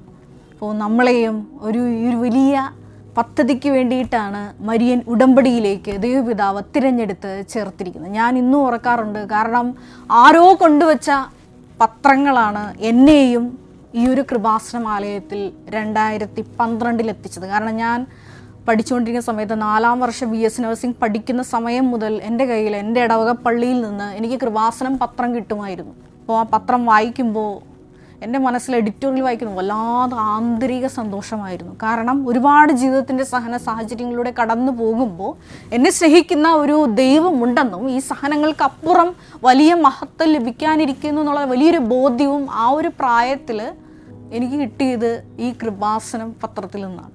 അതുപോലെ നമ്മളും വേദനിക്കുന്ന അനേകം മക്കളിലേക്ക് ഈ ഒരു കൃപാസനം പത്രവുമായിട്ട്, ദൈവസ്നേഹത്തിൻ്റെ സുവിശേഷത്തിൻ്റെ ഈ പത്രവുമായി കടന്നു ചെല്ലുമ്പോൾ, അനേകം മക്കളുടെ ജീവിക്കുന്ന സാക്ഷ്യങ്ങൾ ഉൾക്കൊള്ളുന്ന ഈ ഒരു പത്രവുമായിട്ട് കടന്നു ചെല്ലുമ്പോൾ തീർച്ചയായിട്ടും അവരുടെ ജീവിതത്തിലും ഈ ഒരു വീണ്ടും ജനനം, ആത്മാവിലുള്ള ഒരു വീണ്ടും ജനനവും സാധ്യമാണ്. മൂന്നാമതായിട്ട് നമ്മൾ ഇവിടെ നിന്ന് പറഞ്ഞയച്ചിരിക്കുന്നത് കാരുണ്യ പ്രവൃത്തികൾ ചെയ്യാനാണ്. ഈ കാരുണ്യ പ്രവൃത്തികൾ ചെയ്യുന്ന വിഷയം വരുമ്പോൾ എൻ്റെ മനസ്സിൽ ഞാൻ എപ്പോഴും ഇതിനു മുമ്പ് ഞാൻ അൾത്താരയിൽ പ്രസംഗിച്ചിട്ടുള്ളതാണ്. ഒരു വലിയ സാക്ഷിയാണ് ഓർമ്മ വരുന്നത്. ഒരു മകള് ഇതുപോലെ കൃപാസനത്തിൽ വന്ന് പരിശുദ്ധ അമ്മയെ നോക്കി ഇങ്ങനെ പ്രാർത്ഥിച്ചുകൊണ്ടിരിക്കുകയാണ്. പെട്ടെന്ന് ആ മകൾക്കൊരു പ്രേരണ വരികയാണ്, ആലപ്പുഴ മെഡിക്കൽ കോളേജിലോട്ട് പോകണം. അപ്പോൾ ഈ മകള് കൂടെ ഉണ്ടായിരുന്ന വ്യക്തിയോട് പറയും, ഞാൻ ഇതേപോലെ മാതാവ് പറയുന്നുണ്ട്. അപ്പോൾ ഒത്തിരി ശകാരിച്ചെങ്കിലും പരിശുദ്ധമ്മ ശക്തമായ ഒരു പ്രേരണ കൊടുക്കുന്നതുകൊണ്ട് ഈ മകൾ നേരെ ആലപ്പുഴയിലേക്ക് പോവുകയാണ്. അവിടെ ചെന്നപ്പോഴാണ് ഇവർ കൃപാസനം പത്രമൊക്കെ എല്ലാവർക്കും വിതരണം ചെയ്തു. പ്രാർത്ഥനയോടെ പരിശുദ്ധ അമ്മയുടെ പത്രമെല്ലാം വിതരണം ചെയ്തതിന് ശേഷം ഒരു അമ്മയെ കണ്ടുമുട്ടുകയാണ്. ആ അമ്മയുടെ ഭർത്താവ് മെഡിക്കൽ കോളേജിൽ കിടക്കുകയാണ്. അപ്പോൾ ഡോക്ടേഴ്സ് കുറച്ച് മെഡിസിൻ എഴുതി കൊടുത്തിട്ടുണ്ട്, പക്ഷേ ഇത് പുറത്തുപോയി വാങ്ങിച്ചുകൊണ്ട് വരാൻ ഈ അമ്മയുടെ കയ്യിൽ പൈസയൊന്നുമില്ല. അപ്പോൾ ഈ അമ്മ ഉടമ്പടി എടുത്ത ആളായിരുന്നു. അപ്പോൾ മരിയൻ ഉടമ്പടിക്ക് ആശീർവാദം ഇങ്ങനെ കയ്യിലിങ്ങനെ പിടിച്ച് വിശ്വാസ പ്രമാണം ചൊല്ലിച്ച് അങ്ങ് പൊട്ടി പ്രാർത്ഥിച്ചുകൊണ്ടിരിക്കുകയാണ്, ഒരു ദൈവിക ഇടപെടലുണ്ടാകണമേ എന്ന്. പരിശുദ്ധ ദൈവമാതാവ്, ഇവിടെ ജീവനോടെ പ്രത്യക്ഷയായ ദൈവമാതാവ് ഈ സഹോദരിയെ, ദൈവത്തിൻ്റെ പദ്ധതിയോട് സഹകരിക്കുന്ന സഹോദരിയെ അങ്ങോട്ട് പറഞ്ഞു വിട്ടിരിക്കുകയാണ് ആലപ്പുഴ മെഡിക്കൽ കോളേജിലോട്ട്. നീ അവിടെ ചെല്ലണം, എൻ്റെ മകൾ അവിടെ കാത്തിരിക്കുന്നുണ്ട്. ആ മകൾക്ക് വേണ്ടതെല്ലാം, ആ അമ്മയ്ക്ക് വേണ്ടതെല്ലാം ചെയ്തുകൊണ്ടാണ് ഈ മകൾ തിരിച്ചു പോരുന്നത്. നമ്മൾ അപ്പോസ്തല പ്രവർത്തനങ്ങളിൽ, നമ്മുടെ അപ്പോസ്തലന്മാരുടെ സുവിശേഷ മുന്നേറ്റങ്ങളിലെല്ലാം, സുവിശേഷ പ്രവർത്തനങ്ങളിലെല്ലാം ഈ ആത്മാവിൻ്റെ വലിയ ഇടപെടൽ നമ്മൾ വായിക്കുന്നുണ്ട്. വേറെ പ്രത്യേകമായിട്ട് എൻ്റെ മനസ്സിലോട്ട് ഓർമ്മ വരുന്നത് അപ്പോസ്തല പ്രവർത്തനങ്ങൾ 16-ാം അധ്യായം ആണ്. അവിടെ ത്രോവാസിലെ ദർശനം എന്ന് പറഞ്ഞ് ആരംഭിക്കുന്ന ഭാഗത്തിൽ പൗലോസ് അപ്പോസ്തലനും തിമോത്തിയോസും ഏഷ്യയിലേക്ക് പോകാൻ ഭാവിക്കുമ്പോൾ പരിശുദ്ധാത്മാവ് അവരെ അവിടെ നിന്ന് പിന്തിരിപ്പിക്കുന്നുണ്ട്. വീണ്ടും അവർ ബിഥീനിയയിലേക്ക് പോകാൻ നേരത്ത് അവിടെയും പരിശുദ്ധാത്മാവ് അവരെ പിന്തിരിപ്പിക്കുന്നുണ്ട്. വീണ്ടും ഈ ത്രോവാസിൽ വെച്ച് വിശുദ്ധ പൗലോസ് അപ്പോസ്തലന് ഒരു ദർശനം ഉണ്ടാവുകയാണ്, ഒരു മെക്കദോനിയക്കാരൻ്റെ ദർശനം. ദർശനത്തിൽ മെക്കദോനിയക്കാരനായ ഒരുവൻ പൗലോസിനോട് പറയുകയാണ്, ഞങ്ങളെ ഇവിടെ വന്ന് സഹായിക്കുക എന്ന്. അങ്ങനെ സുവിശേഷം അറിയിക്കുവാൻ വിശുദ്ധ പൗലോസ് അപ്പോസ്തലനും തിമോത്തിയോസും അങ്ങോട്ട് പുറപ്പെടുകയാണ്. മരിയൻ ഉടമ്പടിയിലായിരിക്കുന്ന നമ്മളുടെ ഓരോരുത്തരുടെയും നടപടികൾ ഇപ്രകാരം ആത്മാവിൽ പ്രേരിപ്പിക്കപ്പെട്ടാണ് നമ്മൾ ഓരോരോ നിബന്ധനകളും മരിയൻ ഉടമ്പടി നിബന്ധനകൾ ചെയ്യേണ്ടത്. അതാണ് ഞാൻ ഈ പറഞ്ഞതിലൂടെ അർത്ഥമാക്കിയത്. ഒരു നിമിഷം നമുക്ക് കണ്ണുകളടയ്ക്കാം. നമ്മളെ ദൈവപിതാവ് വലിയൊരു പദ്ധതിയിലേക്കാണ് വിളിച്ചിരിക്കുന്നതെന്നുള്ളൊരു അവബോധത്തിൽ നമുക്ക് ആദ്യം തന്നെ ആയിരിക്കാം. ഈ എടുത്തിരിക്കുന്ന മരിയൻ ഉടമ്പടിയിലൂടെ അനേകം പേരിൽ ഈശോയെ, ഈ മരിയൻ ഉടമ്പടിയിലൂടെ, ഈ മറിയാമ്മ സെബാസ്റ്റ്യന് ലഭിച്ച വെളിപാടിലൂടെ നീ പറഞ്ഞതനുസരിച്ച് പരിശുദ്ധ അമ്മയുടെ ഉദരത്തിൽ ഞങ്ങളെയും ഒരു ഭ്രൂണമായി ജനിപ്പിക്കണമേ. അനേകം പേരിലേക്ക് ക്രിസ്തു കൈമാറ്റം ചെയ്യുവാൻ തക്ക വിധത്തിലുള്ള ഒരു പുതിയ ജനനം, ആത്മാവിലുള്ള ഒരു പുതിയ ജനനം നൽകി ഈ ഒരു ഉടമ്പടി ശുശ്രൂഷയിലൂടെ, ഏറെ പ്രത്യേകമായിട്ട് ഈ ലിവിങ് ഓറക്കിൾസ് എന്ന ഈ പ്രത്യേക എപ്പിസോഡിലൂടെ ഞങ്ങളെ ഓരോരുത്തരെയും പ്രത്യേകമായി നീ തിരഞ്ഞെടുത്തുയർത്തണമേ എന്ന് പ്രാർത്ഥിക്കുന്നു. പരിശുദ്ധ ദൈവമാതാവേ, ഞങ്ങളുടെ മിഷനറി യാത്രയിലെല്ലാം സഞ്ചാരി മാതാവിൻ്റെ നിൻ്റെ സാന്നിധ്യം പ്രത്യേകമായിട്ട് ഞങ്ങൾ അനുഭവിച്ചറിഞ്ഞുകൊണ്ട് ആത്മാവിൽ നയിക്കപ്പെട്ടവരായി മാത്രം ജീവിക്കുവാൻ ഞങ്ങളുടെ ഓരോ പദ്ധതികളെയും നീ പൂവണിയിക്കണമേ എന്ന് പ്രാർത്ഥിക്കുന്നു. കർത്താവായ ക്രിസ്തു വഴി ഞങ്ങൾ സമർപ്പിക്കുന്ന പ്രാർത്ഥന കേട്ടുകൊള്ളണമേ. ആമേൻ. Ave Maria.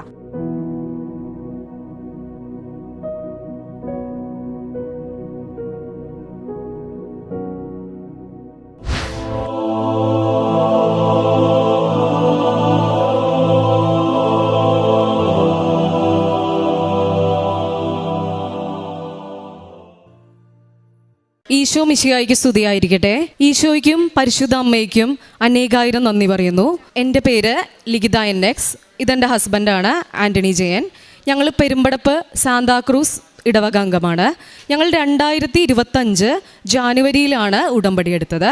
അതിനുശേഷം ഫസ്റ്റ് ഞങ്ങൾ പുതുക്കിയതിന് ശേഷമാണ് എനിക്ക് പെട്ടെന്നൊരു നടുവേദന ഉണ്ടാകുന്നു. ഈ നടുവേദനയെ തുടർന്ന് ഞങ്ങൾ മെഡിക്കൽ ട്രസ്റ്റ് ഹോസ്പിറ്റൽ എറണാകുളം അവിടെ ചെല്ലുന്നു. അവിടെ ചെന്ന് ഗൈനക്കോളജിസ്റ്റിനെ കണ്ടപ്പോൾ അവർ പറയുന്നു, നമുക്കൊരു അൾട്രാസൗണ്ട് സ്കാൻ ചെയ്ത് നോക്കാം. ഞങ്ങൾ സ്കാൻ ചെയ്ത് നോക്കിയതിന് ശേഷം അവർ എന്നെ ഗ്യാസ്ട്രോ സർജൻ്റെ അടുത്തോട്ട് റെഫർ ചെയ്യുന്നു. അവിടെ വെച്ചാണ് ഡോക്ടർ എന്നോട് കാര്യം പറയുന്നത്, നടുവേദന വന്നു, അതിനുശേഷം സ്കാൻ ചെയ്തു, നിങ്ങളുടെ ലിവറിൽ ഒരു സിസ്റ്റ് ഉണ്ട്.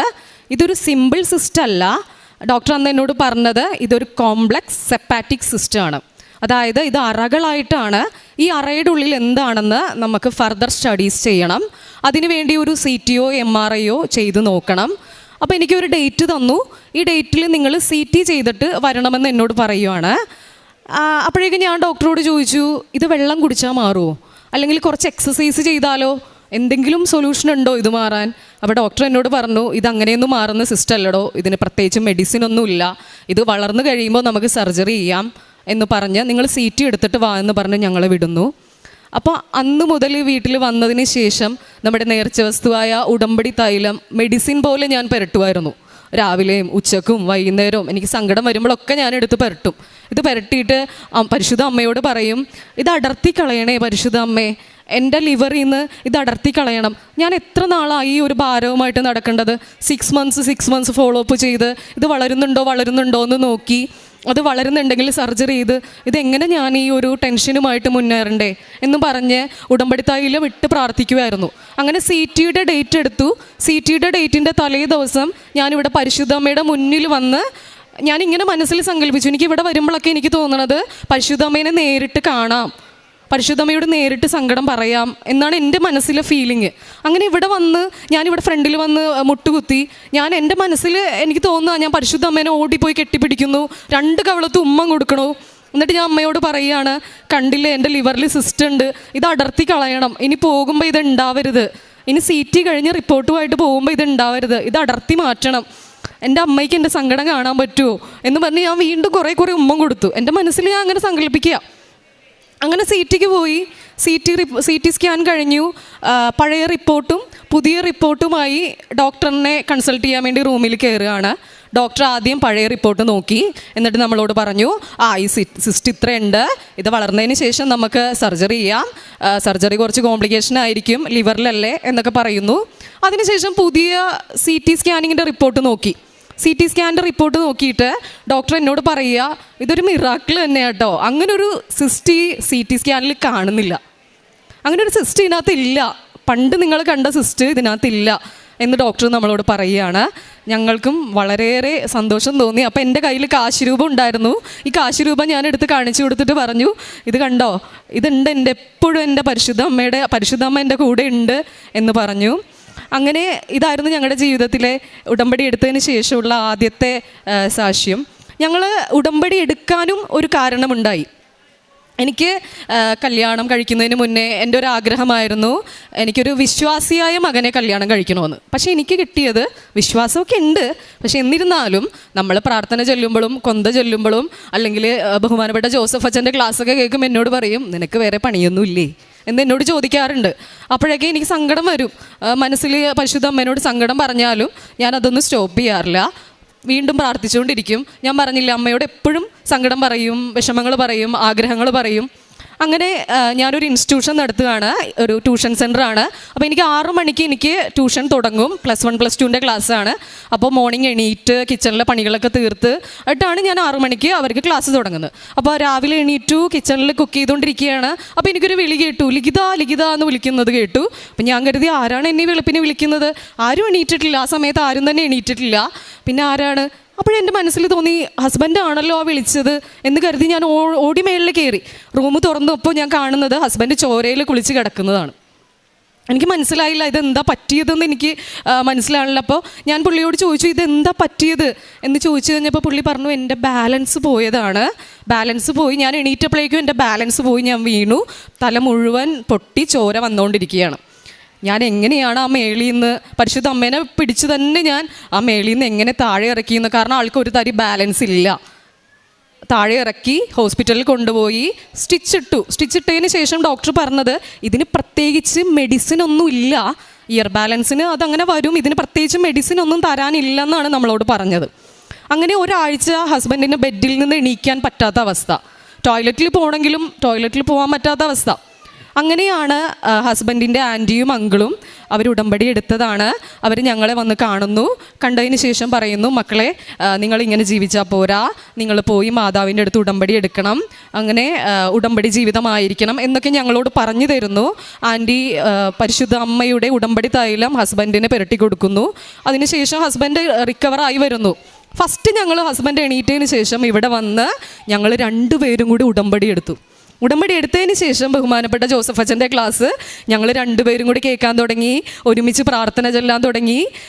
പിന്നീടുള്ള ഞങ്ങളുടെ വിശ്വാസം അതുപോലെ പറയാൻ വേണ്ടുമായി. അതിനുശേഷം ഞങ്ങൾ ഓരോ മാസവും ഇവിടെ വരും, എല്ലാ മാസവും വരുമായിരുന്നു, പേപ്പർ വാങ്ങും. വെളുപ്പിനെ തന്നെ ഞങ്ങളൊരു ട്യൂഷൻ കഴിയണ ആ സമയത്ത് വണ്ടിയുമായി ഇറങ്ങി ഞങ്ങൾ 2 പേരും കൂടി പത്രം കൊടുക്കും. ഞങ്ങളുടെ മുന്നിൽ കാണുന്നവരോടൊക്കെ ഞങ്ങൾ പറയും കൃപാസനത്തിൽ പോകണം, ഉടമ്പടി എടുക്കണം എന്നൊക്കെ ഞങ്ങളുടെ മുന്നിൽ കാണുന്നവരോടൊക്കെ ഞങ്ങൾ പറയാറുണ്ടായിരുന്നു. അങ്ങനെ ഇതുവരെയും ഹസ്ബൻഡിന് അങ്ങനെ ഒരു ഇയർ ബാലൻസിൻ്റെ പ്രോബ്ലം ഉണ്ടായിട്ടില്ല. വണ്ടി ഓടിക്കും, കാർ ഓടിക്കും, ഇതൊന്നും ഓടിക്കാൻ പറ്റില്ലെന്നാണ് പറഞ്ഞത്. ഇപ്പോഴും ജോലിക്ക് പോകുമ്പോൾ പരിശുദ്ധ അമ്മയുടെ ഉടമ്പടി തൈലം പുരട്ടിയാണ് പോണത്. പിന്നീട് ഞങ്ങൾക്കുണ്ടായത് ഒരു വലിയൊരു സാക്ഷ്യം, എനിക്ക് എപ്പോഴും അസിഡിറ്റിയുടെ ബുദ്ധിമുട്ടായിരുന്നു. ഈ അസിഡിറ്റി എന്ന് പറഞ്ഞാൽ വയറിൽ എരിഞ്ഞ് കത്തുന്നത് പോലെയുള്ള അവസ്ഥയാണ്, ബേണിംഗ് ആണ്. അപ്പോൾ അതേ തുടർന്ന് എപ്പോഴും ഇങ്ങനെ എന്ത് ഫുഡ് കഴിച്ചാലും ഇങ്ങനെ ഛർദ്ദിക്കും, അല്ലെങ്കിൽ പൊളിച്ച് തേട്ടി വരും. ഇതായിരുന്നു സിറ്റുവേഷൻ. അപ്പോൾ ഞാൻ നിങ്ങളോട് പറഞ്ഞില്ലേ, എനിക്കിവിടെ വരുമ്പോൾ മാതാവിനെ നേരിട്ട് കാണുന്നൊരു ഫീലിംഗാണ്. എനിക്കിവിടെ വരുമ്പോൾ തോന്നുന്നത് പരിശുദ്ധ അമ്മയെ നേരിട്ട് കാണാം. അപ്പോൾ അങ്ങനെ കാണുമ്പോൾ ഞാൻ അവിടെ നിന്ന് ഇവിടെ വന്നു. ആദ്യം ഞാൻ ചെയ്യുന്നത് പരിശുദ്ധ അമ്മയുടെ വട്ടം കെട്ടിപ്പിടിച്ചിട്ട് ഉമ്മം കൊടുക്കും. അതാണ് എനിക്ക് എപ്പോഴും, ഇപ്പം എൻ്റെ സങ്കടം വരുമ്പോഴൊക്കെ ഇവിടെ വരും. ഇതാണ് എപ്പോഴും ഇത് തന്നെയാണ് ഞാൻ ചെയ്യുന്നത്.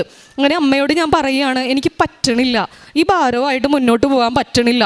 24 hours ഉറങ്ങുമ്പോൾ മാത്രമാണ് എനിക്ക് ഈ ബുദ്ധിമുട്ട്, ഈ ബേണിങ് ഇല്ലാതിരിക്കുന്നത്. അല്ലാത്ത സമയങ്ങളിൽ ഫുള്ള് എനിക്കിങ്ങനെ കത്തിക്കൊണ്ടിരിക്കുകയാണ് എൻ്റെ വയറ്. എനിക്ക് പറ്റണില്ല, എനിക്ക് എന്താണെന്ന് മനസ്സിലാക്കി തരണം എന്ന് പറഞ്ഞ് ഞാൻ പോയി. ഒരാഴ്ച കഴിഞ്ഞപ്പോൾ എനിക്കൊരു പനി വന്ന് ഞാൻ മെഡിക്കൽ ട്രസ്റ്റിൽ അഡ്മിറ്റായ സമയത്ത് ഗ്യാസ്ട്രോ സർജൻ വന്നിട്ട് എന്നോട് പറയുന്നു, എന്തായാലും നിങ്ങൾ അഡ്മിറ്റ് ആയതല്ലേ, നമുക്ക് ആ എൻഡോസ്കോപ്പിയൊക്കെ ഒന്ന് ചെയ്ത് നോക്കാമെന്ന് പറഞ്ഞു. എൻഡോസ്കോപ്പി ചെയ്തു, ബയോപ്സിക്ക് എടുത്തു, ബയോപ്സിയുടെയൊക്കെ റിസൾട്ട് വന്നു, ഒരു കുഴപ്പവുമില്ല. പക്ഷേ ഞാൻ ഇവിടെ വന്ന് പരിശുദ്ധ അമ്മയുടെ അടുത്ത് ആ കരഞ്ഞ് പറഞ്ഞ് പോയ അന്ന് മുതൽ എനിക്ക് ആ പ്രയാസം ഇല്ല. കാരണം ഉറങ്ങുമ്പോൾ മാത്രമാണ് എനിക്ക് ആ ബുദ്ധിമുട്ട് ഇല്ലാതിരിക്കുന്നത്. പക്ഷെ അമ്മയുടെ അടുത്ത് വന്നു പോയതിന് ശേഷം എനിക്ക് ആ പ്രയാസം ഇല്ല. പക്ഷേ എനിക്കൊരു തെളിവ് കൂടി കിട്ടി. കാരണം പരിശുദ്ധ അമ്മ എനിക്കൊരു തെളിവ് കൂടി തന്നു. എന്ത്? ആ എൻഡോസ്കോപ്പി ചെയ്ത് നിനക്കൊന്നുമില്ല എന്നുള്ളൊരു തെളിവ് കൂടി എനിക്ക് തന്നു. എനിക്കറിയില്ല എത്രമാത്രമാണ് മാതാവിൻ്റെ സ്നേഹമെന്ന്. അത്രത്തോളം ഞങ്ങളുടെ ഓരോ കാര്യങ്ങളിലും പരിശുദ്ധ അമ്മ മധ്യസ്ഥയായി പ്രാർത്ഥിക്കുന്നുണ്ട്. അതുപോലെ ഉടമ്പടി എടുത്തപ്പോൾ ഞങ്ങൾക്ക് ഒരുപാട് കടബാധ്യതകളുണ്ടായിരുന്നു. ഈ കടബാധ്യതകളൊക്കെ മാറ്റാനുള്ള സൊല്യൂഷൻസും നമ്മുടെ മുന്നിലുണ്ട്. പക്ഷെ അതൊക്കെ തെളിയിച്ച് കാണിച്ചു തന്നു. അങ്ങനെ കടബാധ്യതകളിൽ നിന്നൊരു മോചനം ലഭിച്ചു. പിന്നെ എൻ്റെ ആഗ്രഹം പോലെ തന്നെ, എൻ്റെ ഒരു വലിയ ആഗ്രഹമായിരുന്നല്ലോ ഒരു വിശ്വാസീനെ കല്യാണം കഴിക്കണമെന്നുള്ളത്. എൻ്റെ ആഗ്രഹം പോലെ എൻ്റെ ഹസ്ബൻഡും നല്ലൊരു വിശ്വാസിയായി. ഞങ്ങൾ ഒരുമിച്ച് പ്രേക്ഷിത പ്രവർത്തനം ചെയ്യാൻ തുടങ്ങി. അപ്പോൾ ഹസ്ബൻഡ് എന്നെ പറഞ്ഞു, നമ്മുടെ അടുത്തൊരു ഓർഫണേജ് ഉണ്ട്, അപ്പോൾ നമ്മൾ ഇൻസ്റ്റിറ്റ്യൂഷൻ നടത്തുന്നതല്ലേ, അപ്പോൾ അവിടുത്തെ പിള്ളേരെ പോയി നമുക്ക് കുറച്ച് നേരം പഠിപ്പിക്കാം, അവിടെ പോയി കുറച്ച് നേരം ട്യൂഷൻ എടുക്കാം എന്നൊക്കെ പറഞ്ഞ് ഞങ്ങൾ അവിടെ പോയി പിള്ളേരെ പഠിപ്പിക്കാൻ തുടങ്ങി. അതുപോലെ തന്നെ കാരുണ്യ പ്രവർത്തികൾ കൂടുതലായിട്ടും നമ്മൾക്ക് ആരാണോ വിശക്കുന്നവരെ കണ്ടെത്തി അവർക്ക് ഭക്ഷണം കൊടുക്കുക, അങ്ങനെയുള്ള കാര്യങ്ങൾ ചെയ്യാൻ തുടങ്ങി. പിന്നെ നമ്മൾ കടന്നു ചെല്ലുന്നിടത്തൊക്കെ നമ്മളുടെ അനുഭവസാക്ഷ്യം പറയാറുണ്ട്.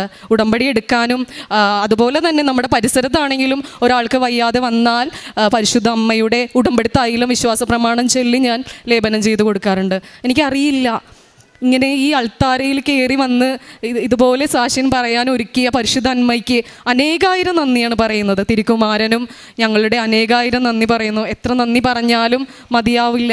അതുപോലെയാണ് ഞങ്ങൾക്ക് ജീവിതത്തിൽ നേടിത്തന്നത്. ഈശോയ്ക്കും പരിശുദ്ധ അമ്മയ്ക്കും പരിശുദ്ധ പിതാവിനും ഈശോ മിശിഹായ്ക്കും അമ്മ മാതാവിനും ആദ്യം തന്നെ സ്തുതി പറയുന്നു. ഈ അവസരം ഇവിടെ നിൽക്കാൻ തന്നതിന് അമ്മയോടും ഒരുപാട് നന്ദിയുണ്ട്. ഞാൻ 2025 ജാനുവരി 11 ആദ്യമായി ഇവിടെ വന്നതും ഉടമ്പടി എടുത്തതും. അത് എൻ്റെ അമ്മയിലൂടെയാണ് ഞാനിവിടെ എത്തിയത്. എൻ്റെ അമ്മയാണ് 2024 സെപ്റ്റംബറിൽ ഇവിടെ വന്ന് ഉടമ്പടി എടുത്തതും എന്നെ ഈ മാതാവിൻ്റെ സന്നിധിയിലേക്ക് കൊണ്ടുവന്നതും. ഞാനൊരു കോൺവെൻറ്റ് സ്കൂളിലാണ് പഠിച്ചത്. ആഴ്ചയിലെല്ലാം ജപമാലയും പ്രാർത്ഥനയും ഒക്കെ ഉണ്ടായിരുന്നു. മാതാവിനോട് എനിക്ക് ഇഷ്ടവും ഒക്കെ ഉണ്ടായിരുന്നു. വീട്ടിലും ഞാനൊരു അക്രൈസ്തവയാണ്, അപ്പോൾ വീട്ടിലും പ്രാർത്ഥനയൊക്കെ ഉണ്ട്. എൻ്റെ +2 പഠനത്തിന് ശേഷം എനിക്ക് എൻ്റെ കോളേജ് പഠനം നടന്നിട്ടില്ലായിരുന്നു. എൻട്രൻസ് ഒക്കെ എഴുതണമെന്നൊക്കെ വിചാരിച്ചപ്പോഴും ഫാമിലി കുറച്ച് ഫിനാൻഷ്യലി ട്രബിളൊക്കെ ആയപ്പോൾ എൻ്റെ പഠനമൊക്കെ മുടങ്ങി. അപ്പോൾ എനിക്ക് ദൈവത്തിനോടുള്ള വിശ്വാസമൊക്കെ കുറേശ്ശെ നഷ്ടപ്പെട്ടു തുടങ്ങി. എന്നും ഒരു ഓട്ടോപ്ലേ ഇട്ടതുപോലെ രാവിലെയും വൈകുന്നേരവും പ്രാർത്ഥിക്കുമെന്നല്ലാതെ വിശ്വസിച്ചൊന്നും ഒന്നും ഉണ്ടായിരുന്നില്ല. അങ്ങനെ ഇരിക്കുമ്പോഴാണ് എനിക്കൊരു കോച്ചിങ് സെൻറ്ററിൽ പ്രവേശിക്കാൻ അവസരം കിട്ടി. അങ്ങനെ അവിടെ പഠിച്ചുകൊണ്ടിരിക്കുമ്പോൾ എൻ്റെ അമ്മയുടെ ഒരു കൂട്ടുകാരി കൃപാസന പത്രം അമ്മയ്ക്ക് കൊണ്ട് കൊടുത്തു. അവർക്ക് കിട്ടിയ കുറേ അനുഭവങ്ങളും സാക്ഷ്യങ്ങളൊക്കെ അമ്മയെ പറഞ്ഞ് ഏൽപ്പിച്ചു. അപ്പോൾ ഇതിന് മുന്നേ അമ്മയ്ക്ക് പത്രങ്ങൾ കിട്ടിയിട്ടുണ്ടായിരുന്നു, അത് ഞാൻ കണ്ടിട്ടുണ്ട്. പക്ഷേ അന്ന് ഇതൊക്കെ കാണുമ്പോൾ എനിക്ക് ഒരു വിശ്വാസവും തോന്നിയില്ല. ഇതൊക്കെ വെറുതെ ആയിരിക്കും, ഇത്രയൊക്കെ ആളുകൾ പറയുമോ, അങ്ങനെയൊക്കെ ഞാൻ മനസ്സാലെ ചിന്തിച്ചു, ആരോടും പറഞ്ഞില്ലേലും. അപ്പോൾ ഞങ്ങൾ താമസിച്ചിരുന്ന വീട് വാടക കൊടുക്കാൻ വയ്യാതെ ഞങ്ങൾക്ക് അവിടുന്ന് അമ്മയുടെ കുടുംബ വീട്ടിലേക്ക് വരേണ്ടി വന്നു. അപ്പോൾ ഞങ്ങൾ ബന്ധുക്കളുടെ കൂടെയായിരുന്നു നിന്നിരുന്നത്. അപ്പോൾ എൻ്റെ പഠനമൊക്കെ അങ്ങനെയാണ് കുറേശ്ശെ എൻ്റെ കയ്യിൽ നിന്ന് വിട്ടുപോയി, വിശ്വാസമെല്ലാം നഷ്ടപ്പെട്ടു പോയി. അങ്ങനെ ഇരിക്കുമ്പോൾ ഈ ഉടമ്പടി എടുത്തതും ഞങ്ങൾക്ക് താമസിക്കാൻ കിട്ടിയ വീട്ടിൽ അമ്മ ഈ തിരിയൊക്കെ കത്തിച്ച് പ്രാർത്ഥിക്കുകയൊക്കെ ചെയ്തു. അവിടെ നിന്ന് പ്രാർത്ഥിക്കുമ്പോഴും മാതാവിൻ്റെ ഈ ഒരു ഞങ്ങളുടെ വീട്ടിലേക്ക് വന്ന ഈ സാന്നിധ്യം എന്നിലൊരു മാറ്റം ഉണ്ടാക്കി. എനിക്കും കൂടെ ഇരുന്ന് പോയി പ്രാർത്ഥിക്കാൻ തോന്നി. അങ്ങനെ ഞാനും പോയിരുന്ന് മാതാവിനോട് പ്രാർത്ഥിച്ച് ഞാൻ ആദ്യം പറഞ്ഞത് എന്താണെന്ന് വെച്ചാൽ, ഞങ്ങൾക്ക് 3 പേർക്കും, അതായത് ഞാനും എൻ്റെ അനിയനും അമ്മയാണ് വീട്ടിൽ താമസിക്കുന്നത്. അപ്പോൾ അച്ഛൻ പുറത്താണ്. അപ്പോൾ ഞങ്ങൾക്ക് താമസിക്കാൻ പറ്റിയൊരു വീട് തരണേ മാതാവേന്ന് ആദ്യം പ്രാർത്ഥിച്ചു. മാതാവ് അതെനിക്ക് സാധിച്ചു തന്നു. അതെനിക്ക് ഭയങ്കര ഒരു അത്ഭുതമായിരുന്നു. അതെനിക്ക് മാതാവിൽ ഭയങ്കര വിശ്വാസം ഉണ്ടാക്കി. അതിനുശേഷം ഞാൻ എന്നും അമ്മയുടെ കൂടെ വൈകുന്നേരം അമ്മയുടെ ഉള്ള ഉടമ്പടി പ്രാർത്ഥന കൂടെ ഇരുന്ന് പ്രാർത്ഥിക്കും. അപ്പോൾ എൻ്റെ ഓരോ ആവശ്യങ്ങളും ഞാൻ മാതാവിനോട് പറയും. ഒരു അമ്മ എങ്ങനെയാണോ മകളുടെ കാര്യങ്ങളിൽ ഇടപെട്ട് ചെയ്യുന്നത്, അതുപോലെ എൻ്റെ കൂടെ മാതാവ് എൻ്റെ ആവശ്യങ്ങൾ ഓരോന്നും, ചിലപ്പോൾ ഞാൻ പറയാത്തത് കാര്യങ്ങൾ തന്നെ മാതാവ് എനിക്ക് സാധിച്ചു തരും. അത് വളരെ ചെറിയ കാര്യങ്ങളാണെങ്കിൽ പോലും സാധിച്ചു തന്നു തുടങ്ങി. അപ്പോൾ എനിക്ക് ഒരുപാട് സന്തോഷമായി. അപ്പോഴും ഞാൻ ഉടമ്പടി എടുത്തിട്ടുണ്ടായിരുന്നില്ല, അമ്മയുടെ കൂടെ ഇരുന്ന് പ്രാർത്ഥിക്കുകയാണ് ചെയ്തുകൊണ്ടിരുന്നത്. പിന്നെ ഞങ്ങൾ താമസിച്ചിരുന്ന വീട്ടിൽ ആദ്യം കുറേ നാളത്തെ വാടകയൊക്കെ കൊടുക്കാൻ പറ്റി. പിന്നീട് വാടക കൊടുക്കാനായപ്പോൾ അവിടുത്തെ ഓണർ പ്രശ്നമായി. അപ്പോഴും ഞാൻ മാതാവിനോട് പ്രാർത്ഥിച്ചു, മാതാവേ എന്തെങ്കിലും ഒരു വഴി കാണിച്ചു തരണേ. അപ്പോഴേ മാതാവാണെങ്കിൽ ആ ഓണർ വന്നിട്ട് പറഞ്ഞു, എൻ്റെ എക്സാം തീരുന്നത് വരെ അവിടെ താമസിച്ചോ, വാടകയൊന്നും തരണ്ട, പ്രശ്നമൊന്നും ഇല്ലയെന്ന് പറഞ്ഞു. അത് വലിയൊരു സഹായമായിരുന്നു മാതാവിൻ്റെ. ഇല്ലാണ്ട് ഒന്നും നടക്കില്ല, സാധാരണ ആരും അങ്ങനെ ചെയ്യത്തില്ലല്ലോ. അപ്പോൾ മാതാവിൻ്റെ ഇടപെടൽ കൊണ്ട് മാത്രമാണ് അതങ്ങനെ നടന്നത്. ജാനുവരി 2025 11-ാം തീയതി ഞാനിവിടെ വന്ന് ഉടമ്പടി എടുത്ത് പത്രമൊക്കെ വാങ്ങിക്കൊണ്ട് പോയപ്പോഴും ഞാനിങ്ങനെ പ്രാർത്ഥിക്കുന്നതല്ലാതെ പത്രമൊന്നും കൊടുക്കുകയോ അങ്ങനെയൊന്നും ചെയ്യുന്നുണ്ടായിരുന്നില്ല. എപ്പോഴും ക്ലാസ്സിന് പോകും, വരും, രാവിലെയും വൈകുന്നേരവും പ്രാർത്ഥിക്കും, അത്രേ ഉണ്ടായിരുന്നുള്ളൂ. ഈ പത്രം കൊണ്ടു കൊടുക്കാൻ എനിക്ക് ഭയങ്കര ചമ്മലായിരുന്നു. ആളുകളുടെ അടുക്ക് എങ്ങനെ കൊടുക്കും, ഒരെണ്ണമൊക്കെ കൊണ്ട് കൊടുക്കും, ആരെങ്കിലും വാങ്ങിയില്ലെങ്കിൽ അല്ലെങ്കിൽ വേണ്ട കിട്ടിയെന്നൊക്കെ പറയുകയാണെങ്കിൽ എനിക്ക് വിഷമമായിട്ട് ബാക്കി കൊടുക്കാതെ തിരിച്ച് കൊണ്ടുവരും. അങ്ങനെ പോയിക്കൊണ്ടിരിക്കുകയും എൻ്റെ എക്സാം എടുത്തപ്പോൾ മാർച്ച് മാസമായപ്പം എൻ്റെ രജിസ്ട്രേഷൻ്റെ ടൈമായി.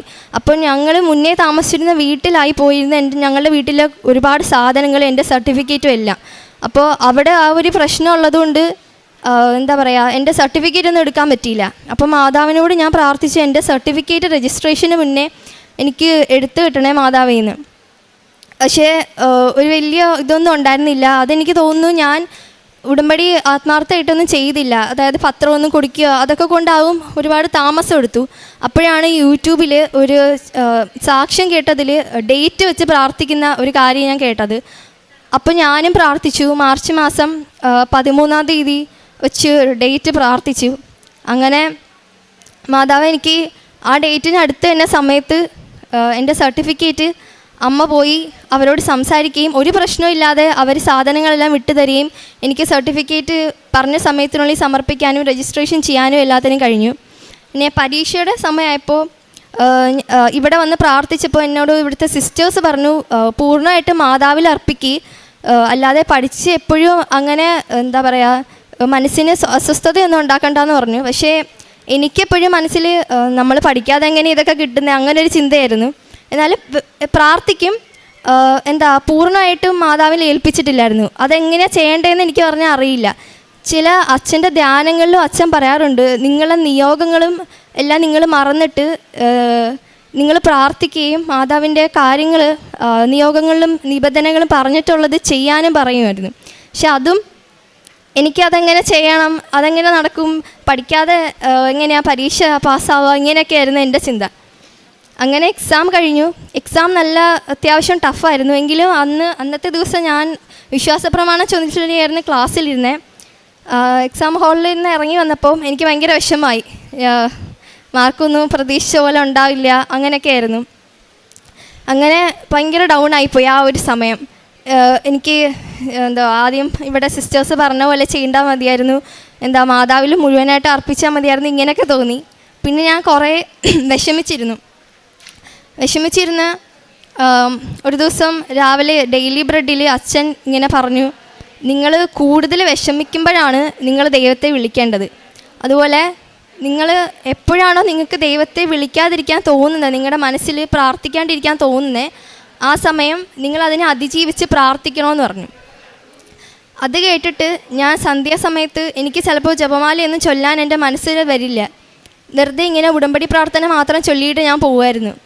പക്ഷേ പിന്നെ സന്ധ്യാപ്രാർത്ഥനയോടൊപ്പം ഞാൻ ജപമാല ചൊല്ലാനും സന്ധ്യാപ്രാർത്ഥന ചൊല്ലാനും തുടങ്ങി. അതിനുശേഷം എനിക്ക് വലിയൊരു ആത്മവിശ്വാസമായിരുന്നു. എന്ത് വന്നാലും എൻ്റെ കൂടെ മാതാവ് കാണും എന്നെനിക്കൊരു വിശ്വാസം വരാൻ തുടങ്ങി. അങ്ങനെ ഒരു റിസൾട്ട് വന്നു. എനിക്ക് MBBSന് അഡ്മിഷൻ കിട്ടിയില്ല. പക്ഷേ മാതാവിനോട് ഞാൻ പ്രാർത്ഥിച്ചു, എനിക്കൊരു ഗവൺമെൻറ് സീറ്റിൽ അഡ്മിഷൻ കിട്ടണേ, ഇപ്പോഴത്തെ എൻ്റെ സാഹചര്യത്തിനനുസരിച്ച് ഫീസൊക്കെ അടയ്ക്കാൻ ബുദ്ധിമുട്ടായിരിക്കും, അപ്പോൾ ഗവൺമെൻറ് സീറ്റിൽ അഡ്മിഷൻ കിട്ടണേ മാതാവിന്ന് പ്രാർത്ഥിച്ചു. ഇന്നലെ അങ്ങനെ എൻ്റെ മെഡിക്കൽ അലൈഡിൻ്റെ ഫസ്റ്റ് അലോട്ട്മെൻറ്റ് വന്നു. അതിലെനിക്ക് ഹോമിയോപ്പതിയിൽ എറണാകുളത്ത് അഡ്മിഷൻ അലോട്ട്മെൻറ്റ് ആയിട്ടുണ്ട്. അപ്പോൾ അതിൻ്റെ മാതാവിൻ്റെ സഹായം കൊണ്ടാണ് എനിക്കത് കിട്ടിയത്. ഇല്ലായിരുന്നുണ്ടെങ്കിൽ എനിക്കത് കിട്ടുമെന്ന് ഞാൻ വിചാരിക്കുന്നില്ല. കാരണം കഴിഞ്ഞ വർഷമൊക്കെ ഒരുപാട് റാങ്ക് കുറഞ്ഞ ആൾക്കാർക്കൊക്കെ ഭയങ്കര ബുദ്ധിമുട്ടായിരുന്നു കിട്ടാനെന്നൊക്കെ ആയിരുന്നു. പക്ഷേ ഫസ്റ്റ് അലോട്ട്മെൻറ്റിൽ തന്നെ എനിക്കത് കിട്ടി. അതിൽ മാതാവിൻ്റെ സഹായത്തിന് ഒരുപാട് നന്ദി. പിന്നെ എനിക്ക് പറയാനുള്ളത് എന്താ പറയുക, പത്രം കൊടുക്കുന്ന കാര്യമാണ്. പത്രങ്ങൾ കൊടുക്കാൻ എനിക്ക് ആദ്യം ചമ്മലായിരുന്നു. അപ്പം ആ ചമ്മൽ മാറിയത് എങ്ങനെയാണെന്ന് വെച്ചാൽ, സാക്ഷ്യങ്ങൾ കേൾക്കാൻ തുടങ്ങിയപ്പോൾ അതിനകത്ത് ഓരോ ചേച്ചിമാരും ചേട്ടന്മാരും ഒക്കെ പറയുന്നത് കേട്ടു. അതായത് നിങ്ങൾക്ക് എന്തെങ്കിലും നിയോഗങ്ങൾ വെച്ചിട്ട് നടക്കുന്നില്ല എന്നുണ്ടെങ്കിൽ അത് നിങ്ങളെന്തെങ്കിലും പൂർണ്ണമായിട്ട് അത് ചെയ്യാത്തത് കൊണ്ടായിരിക്കും. ചെയ്യേണ്ടതാണല്ലോ നമ്മുടെ ഉടമ്പടി, അപ്പം അത് ചെയ്യാത്തത് കൊണ്ടാണെന്ന് പറഞ്ഞിട്ട് അവരെല്ലാം പത്രം കൊടുക്കാൻ തുടങ്ങിയപ്പോഴാണ് അവർക്ക് ഒരുപാട് സഹായങ്ങളും സാക്ഷ്യങ്ങളും ഒക്കെ ഉണ്ടായെന്ന് പറഞ്ഞു. അപ്പോൾ ഞാനും അതുപോലെ ചെന്നിട്ട്, ഞങ്ങൾ അവിടുത്തെ ഒരു പള്ളിയുണ്ട്, ഞാൻ സ്ഥിരം വെള്ളിയാഴ്ചകളിൽ പോകാറുള്ളതാണ്. അപ്പോൾ അവിടെ പോയിട്ട് പത്രങ്ങൾ കൊടുക്കാൻ തുടങ്ങി. ആദ്യമൊക്കെ 1-2 എണ്ണമൊക്കെ കൊടുത്തിട്ട് ഞാൻ പിന്മാറും. ആരെങ്കിലുമൊക്കെ വാങ്ങിയില്ലെങ്കിൽ വേണ്ടാന്നൊക്കെ പറഞ്ഞാൽ പിന്നെ എനിക്ക് വിഷമമായിട്ട് ഞാൻ മാറിക്കളയും. അങ്ങനെ വീട്ടിൽ വന്നിട്ട് ഞാൻ മാതാവിനോട് പ്രാർത്ഥിച്ചു, മാതാവേ എനിക്ക് അവിടുത്തോടുള്ള ഉടമ്പടി ആത്മാർത്ഥമായിട്ടും വിശ്വസ്തയോടെയും ചെയ്യാൻ എന്നെ സഹായിക്കണമെന്ന് പ്രാർത്ഥിച്ചു.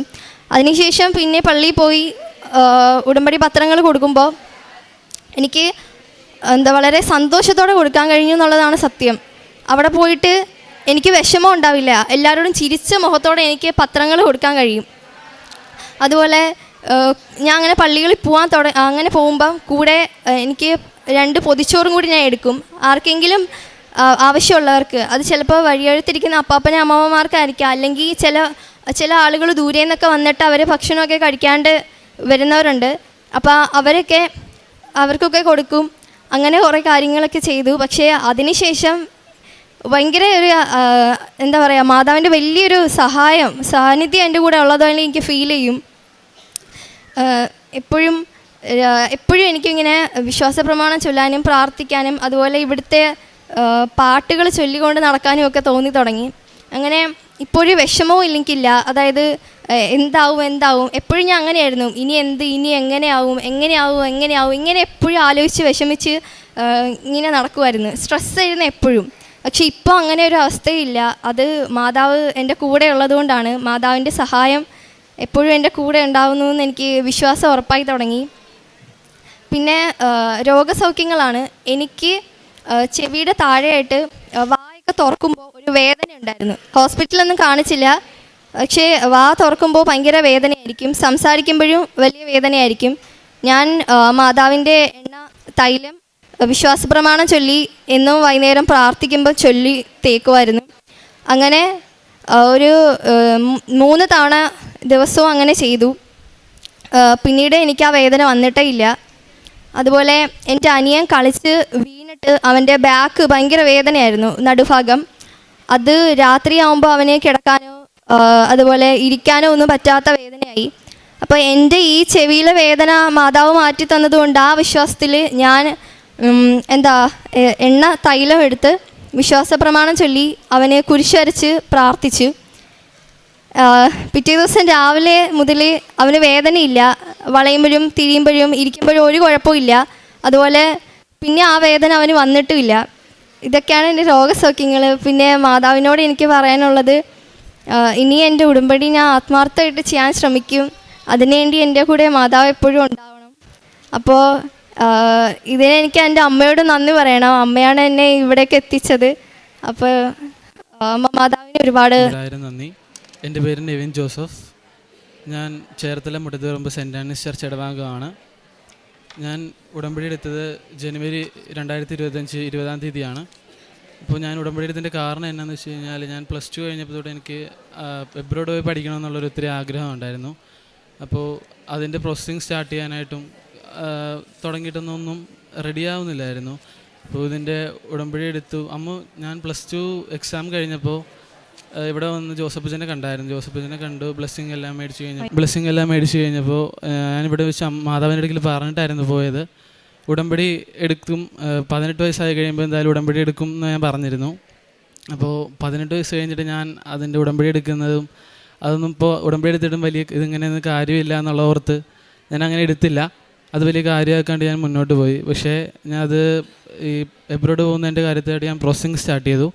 പ്രോസസ്സിങ് സ്റ്റാർട്ട് ചെയ്യാനായിട്ട് ഞാൻ ഫസ്റ്റ് ഓഫ് ഓൾ ഞാൻ ബാങ്കിൽ ലോണിൻ്റെ കാര്യങ്ങളെല്ലാം തുടങ്ങിയപ്പോൾ അവർ ഫസ്റ്റിൽ അവർ പറഞ്ഞില്ല ഓക്കെയാണ്, പേപ്പേഴ്സ് എല്ലാം നീക്കിക്കോളൂ എന്ന് പറഞ്ഞു. പേപ്പേഴ്സെല്ലാം ഞാൻ കൊണ്ടുവന്ന് കൊടുത്തപ്പോൾ അവർ പറഞ്ഞു ഓക്കെ നമുക്ക് ഹെഡ് ഓഫീസിലോട്ട് ഫയൽ അയക്കാം എന്ന് പറഞ്ഞു. ഫയൽ അയച്ചു. ഒരു വൺ വീക്ക് കഴിഞ്ഞപ്പോൾ ഓൾമോസ്റ്റ് അവർ എന്നെ വിളിച്ചിട്ട് പറഞ്ഞു, നെവിൻ ലോൺ കിട്ടില്ല. എന്തെന്ന് വെച്ച് കഴിഞ്ഞാൽ ഈ കൺട്രി അപ്രൂവ് ആവില്ല, നമുക്ക് ബാങ്ക് അപ്രൂവ് ആവില്ല എന്ന് പറഞ്ഞു. അപ്രൂവ് ആവില്ല എന്ന് പറഞ്ഞപ്പോൾ ഞാൻ ഭയങ്കരമായിട്ട് ഡൗൺ ആയിപ്പോൾ. നമുക്ക് ലാസ്റ്റ് ഒരു ഹോപ്പായിരുന്നു ലോൺ ത്രൂ നമുക്ക് പോകാം എന്നുള്ള രീതിയിൽ. പക്ഷെ അതില്ലെങ്കിൽ എബ്രോഡ് പോകുന്നത് ഡ്രോപ്പ് ചെയ്യാം എന്നുള്ള രീതിയിലിരിക്കുമായിരുന്നു. അപ്പോൾ അതായിരുന്നു ഒരു ലാസ്റ്റ് ഹോപ്പ്. ഞാനാണെങ്കിൽ വീട്ടിൽ വന്നിട്ട് കരഞ്ഞ് മുട്ടുകുത്തിന്ന് പ്രാർത്ഥിക്കുമായിരുന്നു, കൊന്തയിൽ പ്രാർത്ഥിക്കുമായിരുന്നു. അപ്പോൾ അന്ന് ഞങ്ങൾ വീട്ടിൽ രാത്രി പ്രാർത്ഥന ചൊല്ലി കഴിഞ്ഞപ്പോൾ ഉടനെ ബാങ്കിൽ മാനേജർ എന്നെ ഇങ്ങോട്ട് വിളിച്ചിട്ട് പറഞ്ഞു, നെവിൻ നമുക്ക് ഇവിടുന്ന് എന്തായാലും ലോൺ കിട്ടില്ല, വേറൊരു ആളുടെ കസിൻ വേറൊരു ബാങ്കിലുണ്ട്, അപ്പോൾ ആൾ റെഫർ ചെയ്യാം, അപ്പോൾ അവിടുന്ന് മേ ബി ഒന്ന് ചെന്ന് എൻക്വയറി ചെയ്ത് നോക്കുമെന്ന് പറഞ്ഞു എൻ്റെ അടുക്കൽ. അപ്പോൾ ഞാൻ ചെന്ന് ചോദിച്ചപ്പോൾ അവർ കറൻ്റ് ഫസ്റ്റ് ഓഫ് ഓൾ എനിക്ക് അവിടെ അക്കൗണ്ട് പോലും ഇല്ലായിരുന്നു ആ ബാങ്കിൽ. അപ്പോൾ ഞാൻ ഉടമ്പടി എടുത്തു കഴിഞ്ഞു. പ്രാർത്ഥനകളെല്ലാം കറക്റ്റായിട്ട് ചെല്ലുമായിരുന്നു. രാവിലെ ഡെയിലി ബ്രെഡ് ആണെങ്കിലും കാര്യങ്ങളെല്ലാം. അത് കഴിഞ്ഞിട്ട് ഞാൻ ഇതേപോലെ അവിടെ ബാങ്കിൽ ചെന്നു. എനിക്ക് അക്കൗണ്ട് ഇല്ലായിരുന്നു. അക്കൗണ്ട് ചെന്നപ്പോഴേക്കും ഒരു മാനേജർ പറഞ്ഞു നമുക്ക് നോക്കാം, ഉറപ്പ് പറയുന്നില്ല, നോക്കാമെന്ന് പറഞ്ഞു. നോക്കി അവർ അപ്പോൾ തന്നെ മാനേജർ പപ്പായായിട്ട് ഉടനെ തന്നെ വീട്ടിൽ പ്രോപ്പർട്ടി എല്ലാം വന്ന് കണ്ടു. അപ്പോൾ മാനേജർ പറഞ്ഞു ഓക്കെ നമുക്ക് ലോൺ വെക്കാം, പ്രോസസ്സിങ് സ്റ്റാർട്ട് ചെയ്യാം, ഇവിടെ കൺട്രി അപ്രൂവ്ഡ് ആണ്, ഈ കൺട്രിയിൽ കൊടുക്കുമെന്ന് പറഞ്ഞു. അപ്പോൾ ഞാൻ അത് കഴിഞ്ഞിട്ട് ഓൾമോസ്റ്റ് നേരത്തെ ബാങ്കിൽ ഇതെല്ലാം പേപ്പേഴ്സ് എല്ലാം കൊടുത്തത് കാരണം വലിയ ഡിലേ ഒന്നും ഇല്ലായിരുന്നു. പേപ്പേഴ്സിൻ്റെ കാര്യങ്ങളെല്ലാം അപ്പോൾ തന്നെ 2 ദിവസത്തിനുള്ളിൽ തന്നെ ഞാൻ പേപ്പേഴ്സ് ഫുൾ ഡോക്യുമെൻറ്റ്സ് എല്ലാം അവിടെ സബ്മിറ്റ് ചെയ്ത് കഴിഞ്ഞ് ഒരു കറക്റ്റ് പറയുകയാണെങ്കിൽ ഒരു വൺ വീക്ക് എടുത്തില്ല. അതിന് മുന്നേ തന്നെ ഞാനിവിടെ നാട്ടിലില്ലായിരുന്നു ആ ടൈമിൽ, ഞാൻ ബാംഗ്ലൂരായിരുന്നു. ആ ടൈമിൽ മാനേജർ എന്നെ വിളിച്ചിട്ട് പറഞ്ഞു നെവിൻ ലോൺ സാങ്ഷൻ ആയിട്ടുണ്ട്, അപ്പോൾ നമുക്ക് ഇനി ബാങ്കിൽ വന്നിട്ട് ബാക്കി സൈൻ ഇടുന്ന കാര്യങ്ങളെല്ലാം ചെയ്യാമെന്ന് പറഞ്ഞു. അപ്പോൾ അത് കഴിഞ്ഞിട്ടാണെങ്കിൽ പിന്നെ യൂണിവേഴ്സിറ്റിയുടെ കാര്യങ്ങളിലേക്കൊക്കെ ബാക്കി പ്രോസസ്സിങ് സ്റ്റാർട്ട് ചെയ്തു. യൂണിവേഴ്സിറ്റിയുടെ ഇതിലിപ്പോൾ അഡ്മിഷൻ എടുക്കാനായിട്ട് ഫസ്റ്റിലെ ഇൻ്റർവ്യൂ ഉണ്ടായിരുന്നു. ഇൻ്റർവ്യൂവിനിപ്പോൾ ഞാൻ പെട്ടെന്ന് ഒരു യൂണിവേഴ്സിറ്റി പറഞ്ഞു ഒരു 1 വീക്കിനുള്ളിൽ തന്നെ ഇൻ്റർവ്യൂ ഉണ്ടാവും. അപ്പോൾ ആപ്ലിക്കേഷൻ ലെറ്റർ ഇട്ട് കഴിഞ്ഞപ്പോൾ 1 വീക്കിൽ തന്നെ ഇൻ്റർവ്യൂ ഉണ്ടാവും. അപ്പോൾ അതിനും ടൈം ഉണ്ടാവില്ല. ഒന്നെങ്കിൽ ഇപ്പോൾ ഈ 1 വീക്കിനുള്ളിൽ നമ്മൾ ഇൻ്റർവ്യൂ അറ്റൻഡ് ചെയ്യുവാണെങ്കിൽ ഈ ഇൻടേക്കിൽ കയറി പോവാം, ഇല്ല എങ്കിൽ ഡെഫർ ആകുമെന്ന് പറഞ്ഞു എൻ്റെ ഇടയ്ക്കിൽ. അപ്പോൾ ഞാൻ പറഞ്ഞു എനിവേ നമുക്ക് എന്തായാലും അറ്റൻഡ് ചെയ്യാം എന്നുള്ള രീതിയിൽ ഞാൻ പറഞ്ഞു. ഓക്കെ അക്സെപ്റ്റ് ചെയ്തു. എന്നിട്ട് എനിക്ക് ഇൻ്റർവ്യൂ ഇത് അയച്ചു കഴിഞ്ഞ് 3-ാമത്തെ ദിവസം എനിക്ക് ഇൻ്റർവ്യൂ ആയിരുന്നു. അപ്പോൾ എനിക്ക് എന്ത് പറയണമെന്ന് പോലും ഒന്നും അറിയില്ല. ഏജൻസി ഓൾമോസ്റ്റ് കുറച്ച് കാര്യങ്ങളൊക്കെ അവർ പറഞ്ഞു തന്നു, എന്നാലും എനിക്ക് അധികം പ്രിപ്പയർ ചെയ്യാനായിട്ടുള്ള സമയം കിട്ടിയില്ല എനിക്ക്. അപ്പോൾ ഞാൻ എന്തായാലും മാതാവിൻ്റെ ഇൻ്റർവ്യൂവിന് ഇരുന്നപ്പോൾ ഞാൻ കാശുരൂപവും എല്ലാം കൊന്തയെല്ലാം കയ്യിൽ പിടിച്ചിട്ടായിരുന്നു ഞാൻ ഇൻ്റർവ്യൂ അറ്റൻഡ് ചെയ്തിരുന്നത്. അപ്പോൾ ലാപ്പിൽ ഫ്രണ്ടിലിരുന്നപ്പോഴാണെങ്കിലും ഞാൻ ഉടമ്പടിത്തൈലം നെറ്റിയിൽ കുരിശ് വരച്ച് വിശ്വാസപ്രമാണിച്ച് കണ്ടിന്യൂസ് ഇങ്ങനെ ചൊല്ലിക്കൊണ്ടിരിക്കുമായിരുന്നു. അപ്പോൾ ഇൻ്റർവ്യൂ സ്റ്റാർട്ട് ചെയ്തു. എൻ്റെ ഇടയ്ക്ക് ആകെ ചോദിച്ചത് 3 ക്വസ്റ്റ്യൻസാണ് എൻ്റെ ഇടയ്ക്ക് ചോദിച്ചത്. എന്നാലും എനിക്ക് വലിയ ഉറപ്പില്ലായിരുന്നു, കിട്ടുമോ ഇല്ലയോ എന്നുള്ളൊരു ഉറപ്പില്ലായിരുന്നു. അത് മാതാവിൻ്റെ ഒരു അനുഗ്രഹം കൊണ്ട് എനിക്ക് ഒരു 2 ദിവസം എടുത്തുള്ളൂ. 3-ാമത്തെ ദിവസം എനിക്ക് യൂണിവേഴ്സിറ്റിയിൽ നിന്ന് അഡ്മിഷൻ ലഭിച്ചു എന്ന് പറഞ്ഞ് എനിക്ക് മെയിൽ വന്നു. അത് കഴിഞ്ഞിട്ടാണെങ്കിലും ഇപ്പോൾ അത് ഈ VFSൽ നമ്മളെല്ലാം ഡോക്യുമെൻറ്റ്സ് എല്ലാം സെറ്റായിട്ട് എടുത്തിട്ട് ഡോക്യുമെൻറ്റ്സ് എല്ലാം അവിടെ കൊണ്ട് സബ്മിറ്റ് ചെയ്യണം. അപ്പോൾ ഡോക്യുമെൻറ്റ്സ് അവിടെ VFSൽ അപ്പോയിൻമെൻറ്റ് എടുത്തു. അപ്പോയിൻമെൻറ്റ് കിട്ടാനെടുത്തിട്ട് ഡിലേ ആയിരുന്നു. എന്നാലും ഇങ്ങനെ കിട്ടി.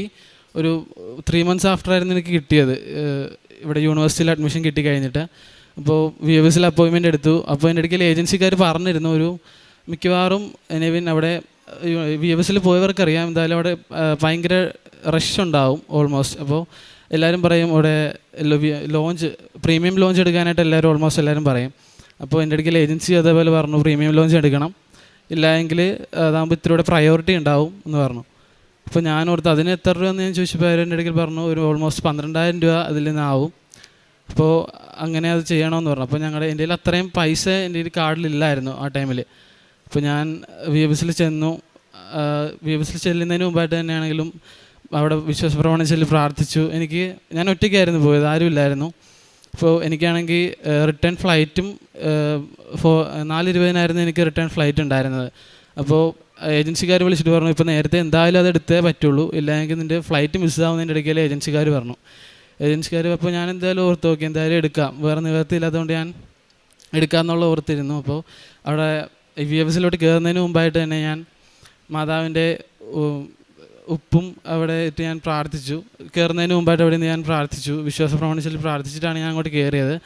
അത് മാതാവിൻ്റെ ഒത്തിരി അനുഗ്രഹം, അതെങ്ങനെ എനിക്ക് പറയണമെന്ന് എനിക്കറിയില്ല. അവിടെ ചെന്നപ്പോഴാണെങ്കിലും അവിടെ വേറെ ആരുമില്ല ആ ക്യൂവിൽ, എനിക്ക് വേണ്ടി മാത്രം.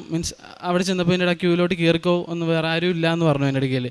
ഞാൻ ചെന്നപ്പോഴാണെങ്കിലും തൊട്ടപ്പുറത്തെ സൈഡിൽ വേറൊരു ആൾ ഇതേപോലെ ഇൻ്റർവ്യൂ ചെയ്തുകൊണ്ടിരിക്കുമായിരുന്നു, ഡോക്യുമെൻറ്റ്സ് എല്ലാം കൊടുത്തുകൊണ്ടിരിക്കും. ആളുടെ നിന്ന് എല്ലാ ഡോക്യുമെൻറ്റ്സും മേടിച്ചു. എൻ്റെ കയ്യിലാണെങ്കിൽ കറൻ്റ്ലി അവിടെ സ്റ്റേ ചെയ്യുന്നതിൻ്റെ ഉള്ളൊരു ഡോക്യുമെൻറ്റ്സ് ഇല്ലായിരുന്നു. അത് ഞാൻ കോപ്പി എടുക്കാനായിട്ട് വിട്ടുപോയി. പക്ഷേ മെയിലുണ്ട്, പക്ഷേ മെയിൽ കാണിക്കാൻ പറ്റില്ല ആയിരുന്നു. അപ്പോൾ കയ്യിലായിരുന്നു ഉണ്ടായിരുന്നത്. അപ്പോൾ അത് എനിക്കൊരു ഉറപ്പില്ലായിരുന്നു. പക്ഷേ അത് ഫിക്സഡ് ആയിട്ടുള്ളൊരു സ്റ്റേ ആവില്ലായിരുന്നു. ജസ്റ്റ് യൂണിവേഴ്സിറ്റി ഡോർമെറ്ററി പ്രൊവൈഡ് ചെയ്യുന്നുണ്ട് എന്നുള്ളൊരു ജസ്റ്റ് മാത്രമായിരുന്നു ഉണ്ടായിരുന്നത്, അവർ മെയിൽ അയച്ചിരുന്നത്. അപ്പോൾ അവിടെയാണെങ്കിൽ തന്നെ എൻ്റെ അടുക്കൽ ആകെ ഞാൻ ഇപ്പുറത്തുള്ളൊരു വേറൊരു ചേട്ടൻ്റെ അടുക്കൽ കുറേ ഡോക്യുമെൻറ്റ്സും കാര്യങ്ങളെല്ലാം എവിടെയാണ് എന്നുള്ള കുറേ ഇങ്ങനെ ചോദിക്കുന്നുണ്ട്, ടഫായിട്ടുള്ള കാര്യങ്ങളെല്ലാം ചോദിക്കുന്നുണ്ടായിരുന്നു. എന്നിട്ട് പുള്ളി അടുക്കൽ പറഞ്ഞു പൊക്കോ എന്ന് പറഞ്ഞു വിട്ടു. അപ്പം ഞാൻ ഭയങ്കരമായിട്ട് പാനിക്കായി. എൻ്റെ കയ്യിൽ ഒരു ഡോക്യുമെൻ്റ് ഇല്ലെങ്കിലും അറിയായിരിക്കും, ഓൾമോസ്റ്റ് പോയവർക്ക് എല്ലാവർക്കും അറിയായിരിക്കും ഒരു ഡോക്യുമെൻ്റ് ഇല്ലെങ്കിൽ തന്നെ എന്തായിരിക്കും അവരുടെ ഒരു ബുദ്ധിമുട്ടെന്ന്. അപ്പോൾ അവിടെ തന്നെയാണെങ്കിലും എനിക്ക് വേറൊന്നും ഞാൻ ആ ടൈമിൽ എൻ്റെ മൈൻഡിൽ വരുന്നില്ല. ഞാൻ വിശ്വാസപ്രമാണം കണ്ടിന്യൂസ് ഇങ്ങനെ ചൊല്ലിക്കൊണ്ടിരിക്കുക. അവിടെ ഫ്രണ്ടിൽ ആളിന്ന് ചോദിക്കുകയാണ്. അപ്പോൾ എൻ്റെ ഇടയ്ക്കൽ അവിടെയാണെങ്കിൽ ആകെ ചോദിച്ചത് അതെനിക്ക് ഒത്തിരി ഭയങ്കര ഒരു അത്ഭുതം. ഞാൻ ആൾക്കാരുടെ അടുക്കൽ ഇപ്പോൾ കൂട്ടുകാരുടെ അടുക്കൽ പറയുമ്പോഴാണെങ്കിൽ ആരും വിശ്വസിച്ചിട്ടില്ല ഇതുവരെ. അപ്പോൾ ഞാൻ ഇടയ്ക്കൽ ആകെ ചോദിച്ചത് ഇതേപോലെ ഒരു 4 ഡോക്യുമെൻറ്റ് മാത്രമാണ് എൻ്റെ ഇടയ്ക്ക് ചോദിച്ചത്. പാസ്പോർട്ടും പിന്നെ VFSലെ അപ്പോയിൻമെൻറ്റും കൊടുത്ത് മീഡിയേഷൻ ലെറ്ററും യൂണിവേഴ്സിറ്റിയിലെ അക്സെപ്റ്റൻസ് ലെറ്ററും, ഇത് മാത്രമായിരുന്നു എൻ്റെ ഇടയ്ക്കൽ ചോദിച്ചത്. അതെനിക്ക് ഒട്ടും അത് ഭയങ്കര വലിയൊരു അനുഗ്രഹമായിരുന്നു. ഓൾമോസ്റ്റ് ഇവിടെ പോയവർക്ക് എല്ലാവർക്കും അറിയാം എന്തോരം ഡോക്യുമെൻറ്റ്സാണ് നമ്മൾ അന്നേരം പോകുമ്പോൾ ക്യാരി ചെയ്യുന്നതെന്ന്. എൻ്റെ ഫയലിലാണെങ്കിൽ ഒരു നിറച്ച ഡോക്യുമെൻറ്റ്സ് ആയിരുന്നു എൻ്റെ കയ്യിൽ ഉണ്ടായിരുന്നത്. 1 and same അങ്ങനെ പറഞ്ഞ് കുറേ ഡോക്യുമെൻറ്റ്സും കാര്യങ്ങളെല്ലാം ഉണ്ടായിരുന്നു. ഇത് കഴിഞ്ഞിട്ടാണെങ്കിൽ അവിടെ സബ്മിറ്റ് ചെയ്തു, തിരിച്ച് വന്നു. കറക്റ്റ് അവർ പറഞ്ഞിരുന്നത് നമുക്ക് ഇവിടെ ലിത്വാനിയ എന്ന് പറയുന്നൊരു കൺട്രിയിലായിരുന്നു ഞാൻ പോകാനായിട്ടിരിക്കുന്നത്. അപ്പോൾ ആ കൺട്രിയിൽ പാസ്പോർട്ടിൽ വിസ സ്റ്റാമ്പ് ചെയ്യില്ല, അതിന് ഒരു TRP കാർഡാണ് നമുക്ക് ലഭിക്കുന്നത്. അപ്പോൾ ആ കാർഡ് വരാനായിട്ട് അവർ പറഞ്ഞിരുന്നത് 45 വർക്കിംഗ് ഡേയ്സ് എന്നായിരുന്നു പറഞ്ഞിരുന്നത്. അപ്പോൾ എനിക്ക് 45 വർക്കിംഗ് ഡേയ്സിന് പകരം 3 മാസം കഴിഞ്ഞു, 4ാമത്തെ മാസമായി എനിക്ക് വരുന്നില്ല. അപ്പോൾ ഞാൻ ഏജൻസിയിലേക്ക് സ്ഥിരം ഇങ്ങനെ വിളിക്കും, ചോദിക്കുമായിരുന്നു എന്തായി, എന്തെങ്കിലും അപ്ഡേറ്റ്സ് ഉണ്ടോ എന്നുള്ള കാര്യങ്ങൾ ചോദിക്കുമായിരുന്നു. പക്ഷേ ഏജൻസി പറയുന്നത് നമുക്കൊന്നും ചെയ്യാനില്ല, അവിടെ മൈഗ്രേഷൻ ഡിപ്പാർട്ട്മെൻറ്റിന് മാത്രമേ നമുക്ക് എന്തെങ്കിലും മെയിൽ വന്നെങ്കിൽ മാത്രമേ നമുക്ക് VFSൽ ചെന്ന് എന്തെങ്കിലും ഡോക്യുമെൻറ്റ് കളക്ട് ചെയ്യാൻ പറ്റുള്ളൂ എന്നിടയ്ക്കിൽ പറഞ്ഞു. അപ്പോൾ എനിക്ക് വേറൊരു ഓപ്ഷൻ ഇല്ല. ഇതിപ്പോൾ എനിക്ക് സെപ്റ്റംബറിൽ ക്ലാസ് 15-ാം തീയതി ക്ലാസ് തുടങ്ങും. അപ്പോൾ 12-ാം തീയതി അവിടെ റിപ്പോർട്ട് ചെയ്യുകയും വേണം സെപ്റ്റംബറിൽ. അപ്പോൾ ഈ കഴിഞ്ഞ ഇത്ര നാളായിട്ട് എനിക്ക് വരുന്നില്ലായിരുന്നു. TRP കാർഡൊന്നും അതിൻ്റെ മെയിലൊന്നും വരുന്നില്ലായിരുന്നു. ഞങ്ങൾ എല്ലാ ദിവസവും ഞാൻ നേരത്തെ എങ്ങനെയെന്ന് വെച്ച് കഴിഞ്ഞാൽ കുടുംബ പ്രാർത്ഥനകളൊന്നും വലിയ രീതിക്ക് ഉണ്ടാവത്തില്ല. ഞാൻ ആ ടൈം ആകുമ്പോൾ ഇവർ പ്രാർത്ഥനയിൽ ഇരുന്ന സമയത്ത് ഞാൻ ആ ഫ്രണ്ട്സായിട്ട് ഇങ്ങനെ എവിടെയെങ്കിലും പുറത്തോട്ടൊക്കെ പോകും.